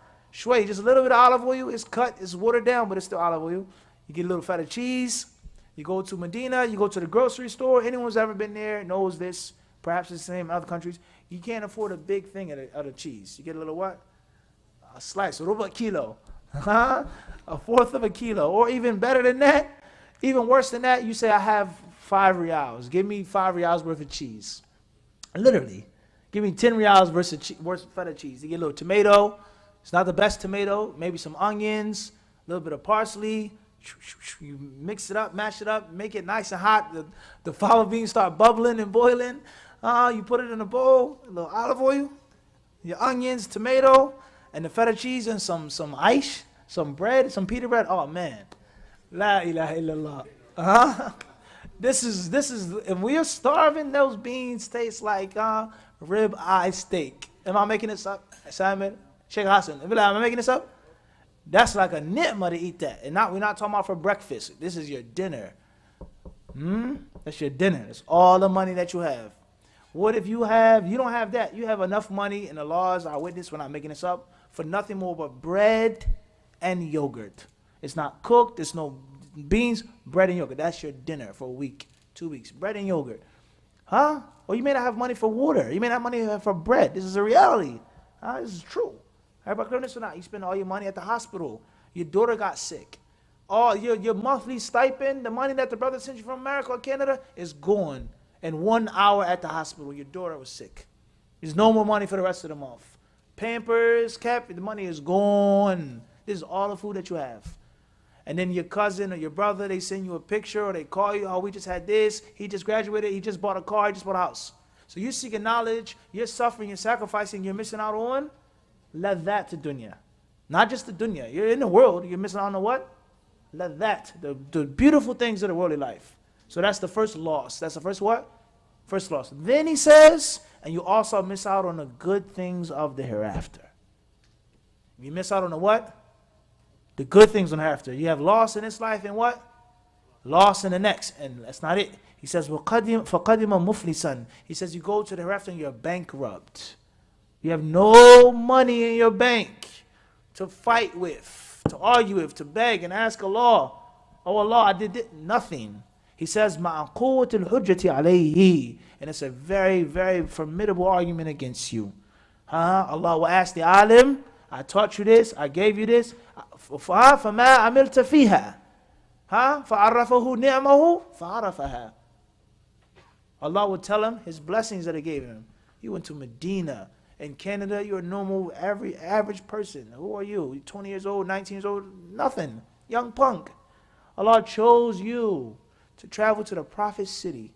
to study, learn the language of the Quran, memorize the Quran, read the books of hadith, study with the ulama, be in the Prophet's masjid every day, be nourished with Zamzam water every day for free.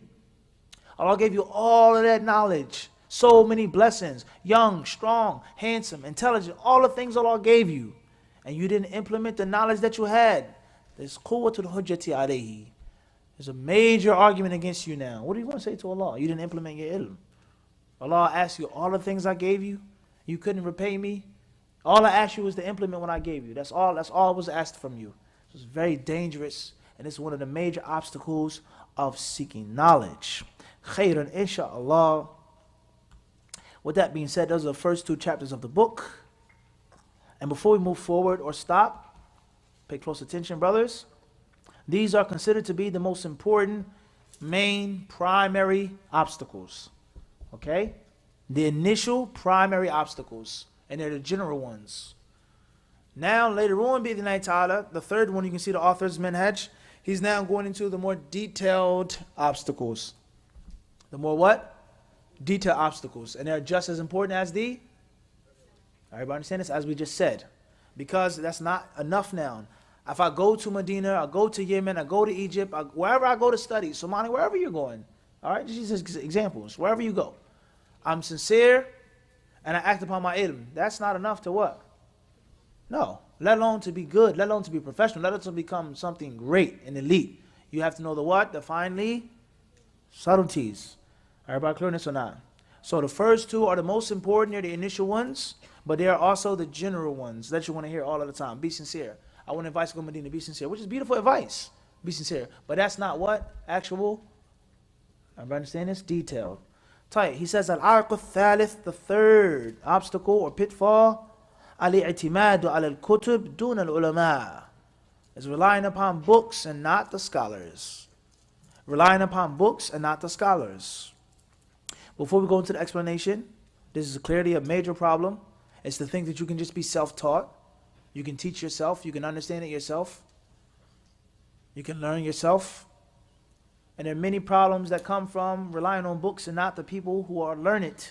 Many problems, which the author will get into, bi'idhnillah. From the manifestations of this is not going overseas and staying in your country and teaching dawah. I have to teach dawah. I'm the imam of the masjid. Never traveled. Or even if you don't travel, you never learned the proper knowledge where he what? Where he is. Or giving dawah is an obligation, establishing the masjid. Some people didn't have the opportunity to go overseas. And this is the reality. I don't know how things are in Canada, but in America in the 60s and the 70s, knowledge was it is now, but then it's extremely scarce. Going overseas, scholarships, it was not like how it is now. It was nothing like how it is now. And the detailed, refined way of ilm and people that are Americans, naturally Americans, speaking Arabic fully, reading books, graduating, this, that. It wasn't like that back then. Many of the leaders, they were leaders by default. They were leaders from Jahiliyyah, a gang war leader. He was the toughest person in the neighborhood. He had the most money. He was the smoothest speaking. He could fight the best. He was a natural, charismatic leader. He never was properly trained to be an imam of a community. Everybody understand this? In which he has to deal with men, women, children. This problem, this issue, forget khutbah, class, salah, reciting the Quran. I'm talking about major social issues. He was never trained to deal with any of these things. The Islamic training, nor the secular training. Everybody understand this? What is his sin? In 1960 or 65 or 70, was he supposed to say, I can't be the imam, I can't teach because I didn't study with ulama, I just read it in a book? He can't say that. He didn't have the option to travel. But it's 2018 now. It's time to do what now? Relinquish it. Alhamdulillah, it's yours now. You're from the community. I know your father. You come from good stock. You went overseas. You lead the salah. You teach the classes. You do the khutbahs. I had to do it because I didn't have any choice. This is by default. Well, I can't even speak Arabic, and you're holding full-blown conversations in Arabic. Reading books that I can't even imagine. Memorizing stuff I can't even read.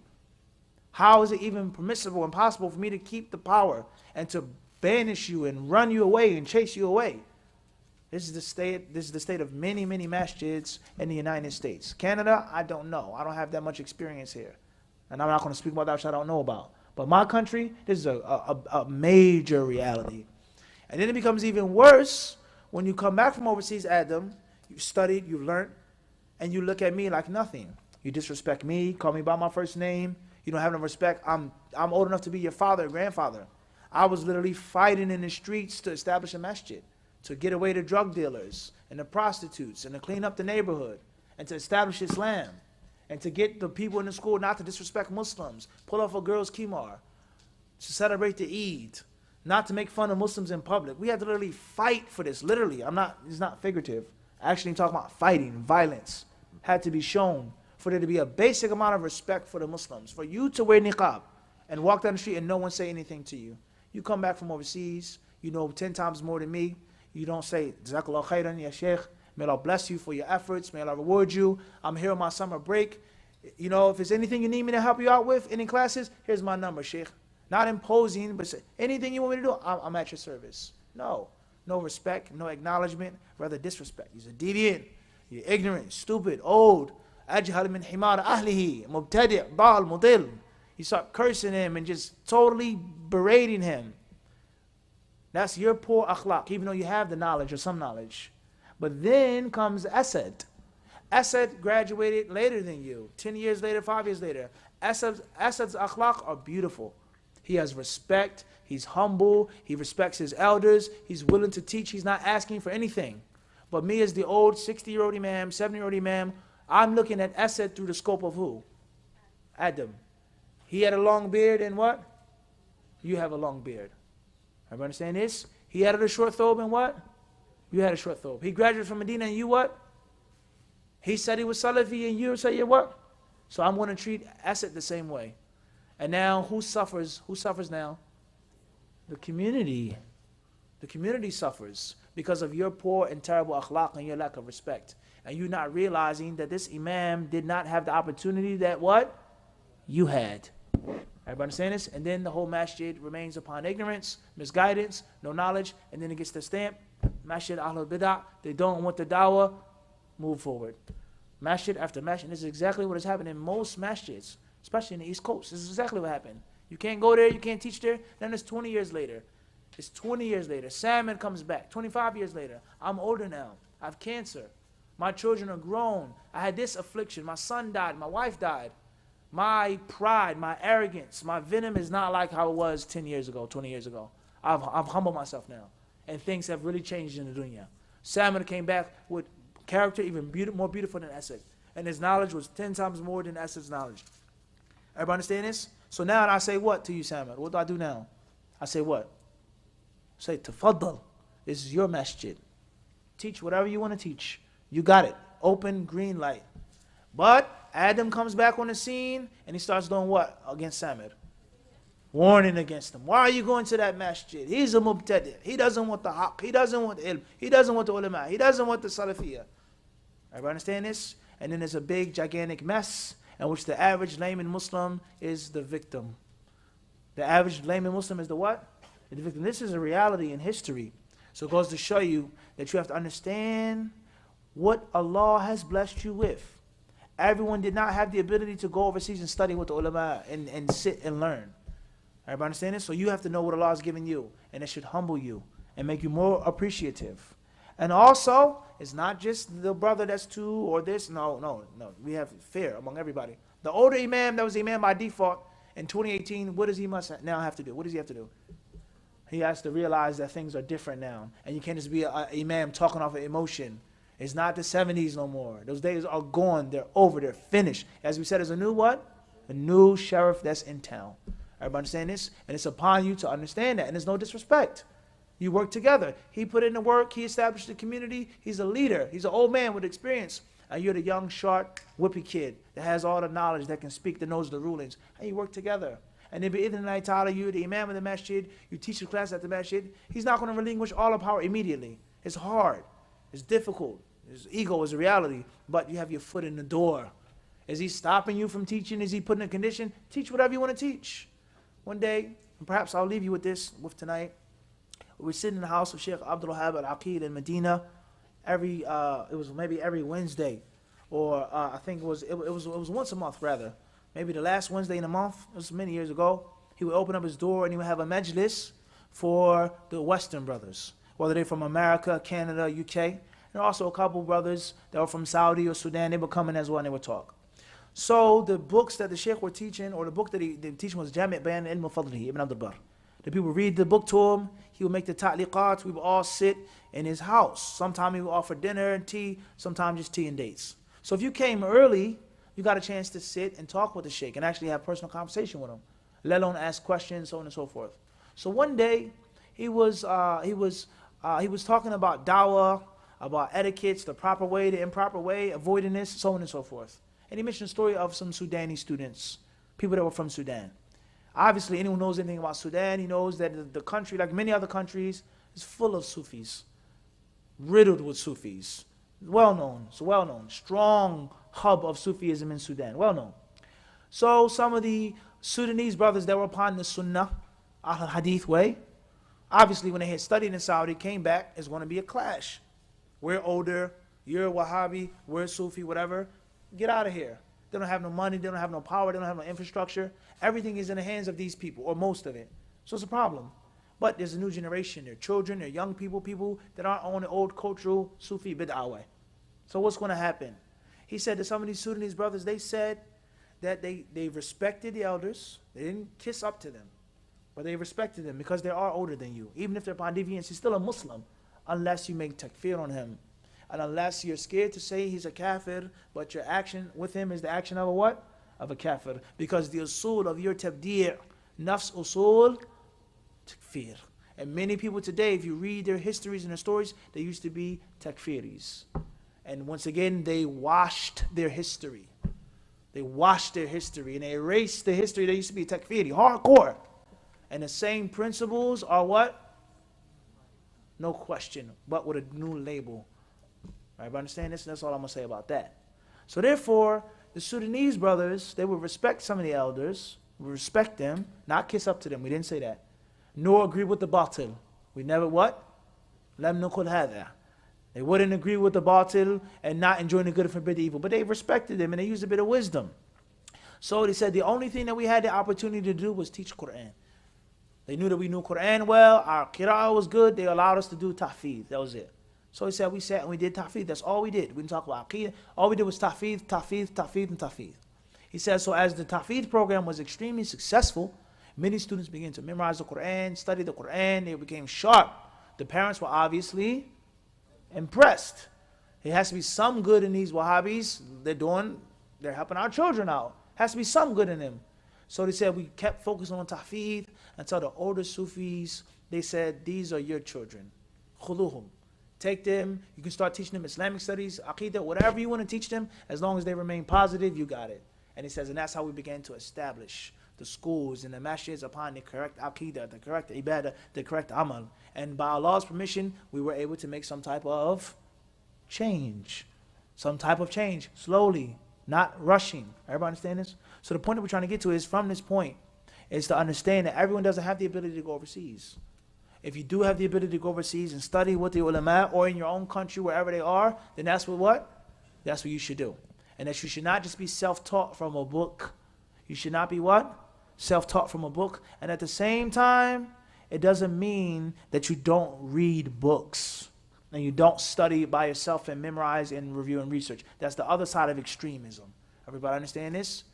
It's a balance. You read books and you sit with the ulama. You sit with the ulama and you read books. You read books to the wahakadha. Everybody understand this? It's both. Everybody clear on this or not? Last but not least is the concept of sitting with the ulama. It's a very long discussion. The proper etiquettes, the do's, the don'ts, who to sit with, who to learn from, etc. How do you start off? What's important is the main obstacle right here is not being what? Self-taught. Not being what? That is a major pitfall. Who's going to correct your reading? Look at the book we just read. If I didn't point out that the mistake, you wouldn't have known that mistake. Everybody understand this? So you have to have someone who's teaching you. Have to have someone who's what?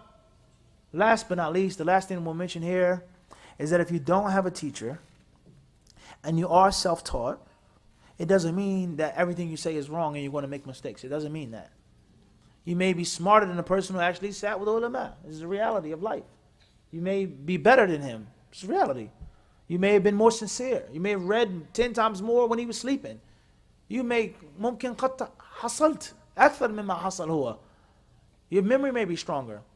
So it doesn't necessarily mean that the Sahafi is automatically going to be a Mufti. La yalzam. But in most cases, that's how it's going to be. Everybody understand this? Also, know your place. Know your what? Know your place. I'm self-taught. I didn't study. I was not taught and trained properly. So therefore, someone who was taught and trained properly, I'm going to show respect to him and precedence to him. Everybody understand this? So as you can see briefly, is that we have extremism on the right and on the left. We have extremism. Don't read any books, just sit with the ulama. Don't sit with the ulama, just what? No. It's both wrong. There's a balance in the middle. And the author is not pointing to the right side of extremism, nor to the left. Everybody clear on this or not? The clear purpose of that, the dalil for that is, you say, how do you know that? Is the author himself wrote a to be read. To be what? So that can't be the maqsood of the author. For him, that's common what? Sense. Khairan, inshallah ta'ala, just like we said with regards to what the Salaf said, and the ulama of the past said, not answering questions, not speaking, not giving fatwa, so on and so forth. That's one statement. What did the brother say, Samir? He said Abu Sufyan al-Thawri. Not Sufyan al-Thawri, Abu Sufyan al-Thawri. Huh? So that statement right there, don't do any classes. I come back to Canada, I'm not going to do no classes because Abu Sufyan al-Thawri said. Wallah, I'm not making this up, it's not a joke. Brother said Abu Sufyan al-Thawri. Huh? Don't do anything for you, or is that the proper understanding of Sufyan al-Thawri's speech? That can't be the proper understanding of Sufyan al-Thawri's speech. Why? Because you in Canada know about Abu Sufyan al-Thawri. In other words, if he himself wasn't a scholar and a teacher and a writer and author, you wouldn't have what? So that's not the maqsood, aslan. فهمنا هذا فضلا عن كونه غير حجة. فضلا عن هذا. أنت عرفت؟ فضلا عن كلامه يقبل ويرد. فضلا عن هذا. لكن من الفهم الصحيح والمحمل الحسن الصحيح أنه لم يقصد هذا. فهمتم؟ وعلى هذا فقس في أي مسألة من المسائل المتنازع فيها في هذا العصر وفي هذا المكان. مهم جدا يا إخوان. We will stop here and بإذن الله continue and finish tomorrow night. Hopefully we will start a little earlier if it's possible, maybe before Isha, and بإذن الله finish the book or come close to finishing the book. The way we can wrap up on Wednesday, and if not, then we'll do it on Tuesday and Wednesday as well. By the permission of Allah subhanahu wa ta'ala, we'll stop here. Briefly, if anyone has any questions about the class or about the book or just general questions, then we'll try to entertain some of them now, briefly. Bi-idhnillahi subhanahu wa ta'ala. Anyone who wishes to leave, it's late, you have to work tomorrow, you have to go to sleep, you have to eat, you can leave, it's no problem. La aib, there's no mushkila, I'm not going to get upset at you, no problem if it is late, okay? It's late, it's almost 10 o'clock. No problem if you wish to leave. Khairan inshallah. Are there any questions? Fadl Adam.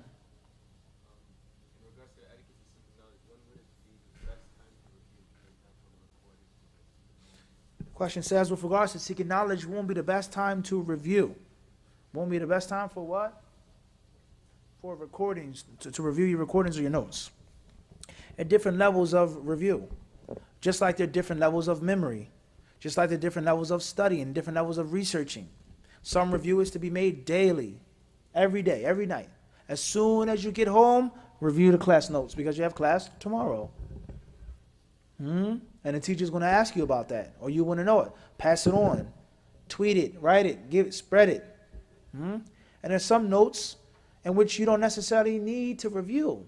You write down the notes to preserve the knowledge, to keep it on the shelf whenever you need it. Everybody clear on this? Whenever you what? Whenever you need it. And there's certain things that you only need to review for an exam, for an evaluation. There may be certain things that you don't necessarily need. You don't necessarily what? Need. But it's a part of an evaluation process to become certified. I worked on this. It's different times, different types. What's important is you have to have a balance between study time and review time. 50-50, 60-40, that's going to depend on you. Everybody clear on this or not? That depends on what? On you. And also depends on how strong your memory is. If your memory is really strong and really good, obviously you don't have to review as much. That's one way of looking at it. Another way of looking at it is you have a good, strong memory. The more you practice, it only makes you better. And the best masters of any art are those who practice the most and the hardest. They practice the most and the what? And the hardest. They rehearse. They practice. The way it's a polished, finely sharpened sword that's already been forged. And then it's polished, it's sharpened, it's signed. It's a work of art. And it's also a dangerous instrument of killing. Everybody understand this? Practice, review. Nurun ala nur. Light upon light. You get better and better and better and better. Keep teaching, keep reviewing until the knowledge becomes impossible to forget. And Allah knows best. Fadal, Omar.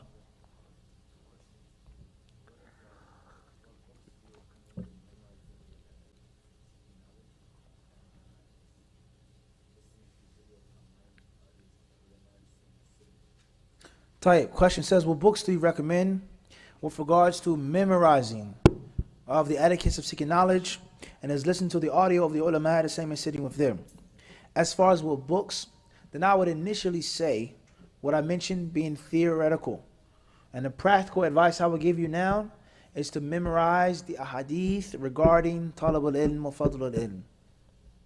Or a manzuma, a poem on talab al-ilm, adab talab al-ilm. Or a simple, small, mukhtasar book. Or at least the points from the book. The points, these awaiq. But to memorize this whole book or try to memorize this whole book with this speech and that speech, it's not necessarily something we non-sahbi we would recommend with. Clearness? So for example, مثلا, the book, let's take the smallest, simplest book, like Hilyat Talib al-Ilm. If you have the ability to memorize that book by Sheikh Bakr, ni'ma shay hada. It's awesome. But how many people can memorize a book like that? How it's set up, how it's structured. You can memorize 1,000 hadiths, and it can be easier and simpler. Memorize the entire Quran. It's easier and simpler than memorize a book in which it's qala fulan, this, that. It's not the same. Clear on this or not? Bidna subhanahu wa ta'ala. So find a small, short book that you feel is easiest to memorize. Or even better than that, it's taking the summarized books that have been taught and explained, you writing them down, the points, and make your own mukhtasar. Your own what? No. I'm looking for a specific word. Your own what? Manual. Your own what? Your own manual. And then you memorize it. Sheikh Abdul Karim al-Khudayr and others will always say this. A Talib al-Ilm should make his own summary. Make your own mudhakkira. Put your own pocket notebook, what? Together. Something that I put, I wrote, I summarize it. I don't need that. I don't need this, but I do need this. Everybody clear on this? That's also a very important etiquette as well. As far as just sitting with the ulama in person, the same as listening to them online. Yes and no. Yes and no. Obviously, the information that you get in the video or the audio is no different than the information of the one who's sitting right there that can see the sheikh's foot. It's the same sawt. قال المؤلف قال المؤلف. Clear on that or not? It's the same. لا يختلف. And it doesn't make any sense what I'm saying. It's not the same. No, it is the same from that aspect. It's the same amount of knowledge. Where it's different, obviously, listening to a record is not like going to a live concert. It's not the same. Is music permissible? We're not even making a mithal. Okay, an example. Anyone who's ever, he knows this, okay? Listening to a record is not the same as what? A live performance. The energy, the feel is night and day. See someone perform live is not like what? It's total difference. So you meeting someone in person, sitting with someone in person, meeting someone in person, the effects that it has on you, how you feel, it's incomparable. It can't describe it in words. Everybody understand this? Point number 3, or the second point why it's different, is that there may be things that are said before the class or after the class which are not recorded. Third point, as is also mentioned, and this is you can argue over this point, is the akhlaq and the adab of the sheikh. You can see the sheikh on TV. You can see him on YouTube sitting. An ignorant person comes up to him, grabs him in the Prophet's masjid. Sheikh, tell me this right now. وَقَدْ رَأَيْنَا هَذَا. We've seen this in the Prophet's masjid. 400 students, 300 students, a pool of students, hadith students from all over the world, and an old Bedouin nomad man, or an old man on Hajj from Egypt comes up, kicks everybody, moves everybody out the way, stumbling on everybody, and walks up to Sheikh Abdul Muhsin and asks him a question, just like that, in front of hundreds of people. Everybody understand this? Did the Sheikh get angry, sit down, shut up, get out of here, anta musbil izaraka? You're this, you're that. Who do you sit with in your country? He didn't say any of these things. Sit down, listen to him, and talk to him. And there were also other times we saw people, actually things like that were said. And one man came in the haram, and he came up to Sheikh Abdul Muhsin al-Abbad, and he was arguing about the points of the dhikr beads, or the zikr beads, the rosaries, the sabha. Huh? Is the dhikr beads, are they permissible or not? We're not here to discuss that. Is it a bid'ah or not? We're not here to discuss that. We're trying to here to prove a point. So the man came with a totally full cup. He came with pre-assumptions and useless information. He started arguing with the sheikh, the dhikr beads. Why don't you have dhikr beads? Dhikr beads. Tell your students to have dhikr beads, etc. So then his sheikh was like, la, la, la, la, la. You know, everyone know, I said Sheikh al-Muslim, know how he uses his fingers and how he talks. La, I'm okay, no, just like that. So the man, he didn't listen. So he started arguing. And he claimed that Al-Hafidh ibn Hajar, rahimahullah, used to use dhikr beads. Okay? Did he or did he not? That's what he said. Hafidh ibn Hajar used to use sabha. Sheikh Abdul Muslim, yes, says, Hafidh ibn Hajar used to use dhikr beads. He said, naam. He said, uskut, uskut. He didn't tell him, shut up, be quiet. Don't talk anymore. Everybody understand this? So that's something that may not be on the tape. And you learn how the alim deals with a jahil, and how the alim deals with another jahil. He's jahil too, but he has a what? Fuqab. It's a different story now. You come and debate and thinking you're a scholar. Okay, it's a different story. It's not the same as the one who just doesn't know. He's jahil. He came on Hajj on a boat. He doesn't know. It's first time on an elevator. Wallah, we've seen people scared of elevators. First time they've ever been on an elevator in their lives. They don't know nothing. It's not the same as someone's coming to argue or wishes to show his muscles like many people they do. Yeah, Sheikh, kada and kada and kada. They stick out their chests. That's a part of the full cup ideology as well. Huh? No, don't come like that. So certain things you can't get on a recording. Clear on that? Let alone the fact that you are privileged to certain things being with the Sheikh. You see how he walks. Not saying that his walk is a hujjah, because that's extreme as well. I won't drink. Some brothers, wallahi, in Philadelphia, years ago when they heard there was a scholar in Medina that never drank cold water. They didn't know why he didn't drink cold water, whether it's a health reason, Quran. They said, Sheikh Fulan doesn't drink cold water, I'm not going to drink cold water anymore. And these brothers that were abusing their wives, beating their wives to a pulp. But Sheikh Fulan doesn't drink, mad about it. So I'm going to what? Fahimtum? The Sheikh's walk, his talk is not a hujjah, but it is a role model. And sometimes you need someone in person to be your what? Role model. So sometimes sitting with the ulama and listening to the recording is the what? Same. Sometimes listening to the ulama and listening to the recording is totally different. And sometimes not absolutely totally different, but it's naqas. You just lose out on it. But it doesn't mean, and this is extreme as well, that you can't benefit from the recordings of the people of knowledge. How many tapes of Sheikh al-Albani have I personally listened to? I never met Sheikh al-Albani. He died when I was in high school. I was in the 9th grade when he passed away. But from the aspect of his ilm, his legacy, his thought, his debates and arguments, I feel like I've benefited from him as the one who's sitting on the sofa drinking tea with him. And how many people who lived in Jordan that never truly benefited what? From Sheikh al-Albani. Or Sheikh ibn Uthaymeen. How many books did he explain in the tapes? Alhamdulillah, we listened to them. Benefit from him. Huh? I never met Sheikh ibn Uthaymeen or Ibn Baz or many other scholars.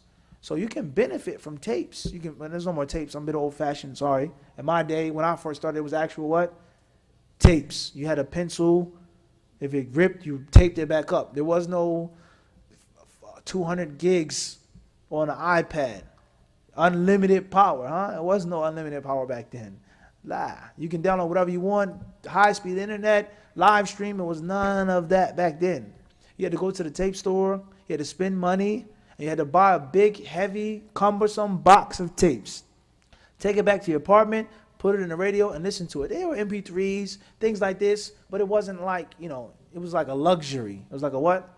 It's a luxury to have internet. You had to go out and call your family at a call cabin. It's a reality. And wallahi, those tapes that we listen to, only Allah knows how much knowledge we benefited from those tapes. Mallahu bihi alim. So what's important is that you work hard and that you're diligent and you use whatever you can. If you benefit from Sheikh ibn Uthaymeen's sharh of al-Aqidah al-Wasitiyah, khalas, alhamdulillah. If you have the ability to study dirasa nizamiyah, formal study in which is a classroom, then that's what you should do as well. And most importantly is to do this and to do that. Even when you're in Medina, you study with Sheikh Abdul Muhsin, you go home to your apartment and you listen to the tape of Albani. You listen and you benefit in person. You mix. You study in the library, you sit with ulama, you read, you listen to other scholars, other classes. It's a combined arms element. And it isn't just one way and one thing. La abadan. Clear on this? Wallahu alam. If there are any other questions, if there are any questions, we will stop here. Jazakumullahu khairan. Allah Azza wa Jalla surely knows best. Thank you very much. Alhamdulillahi Rabbil Alameen.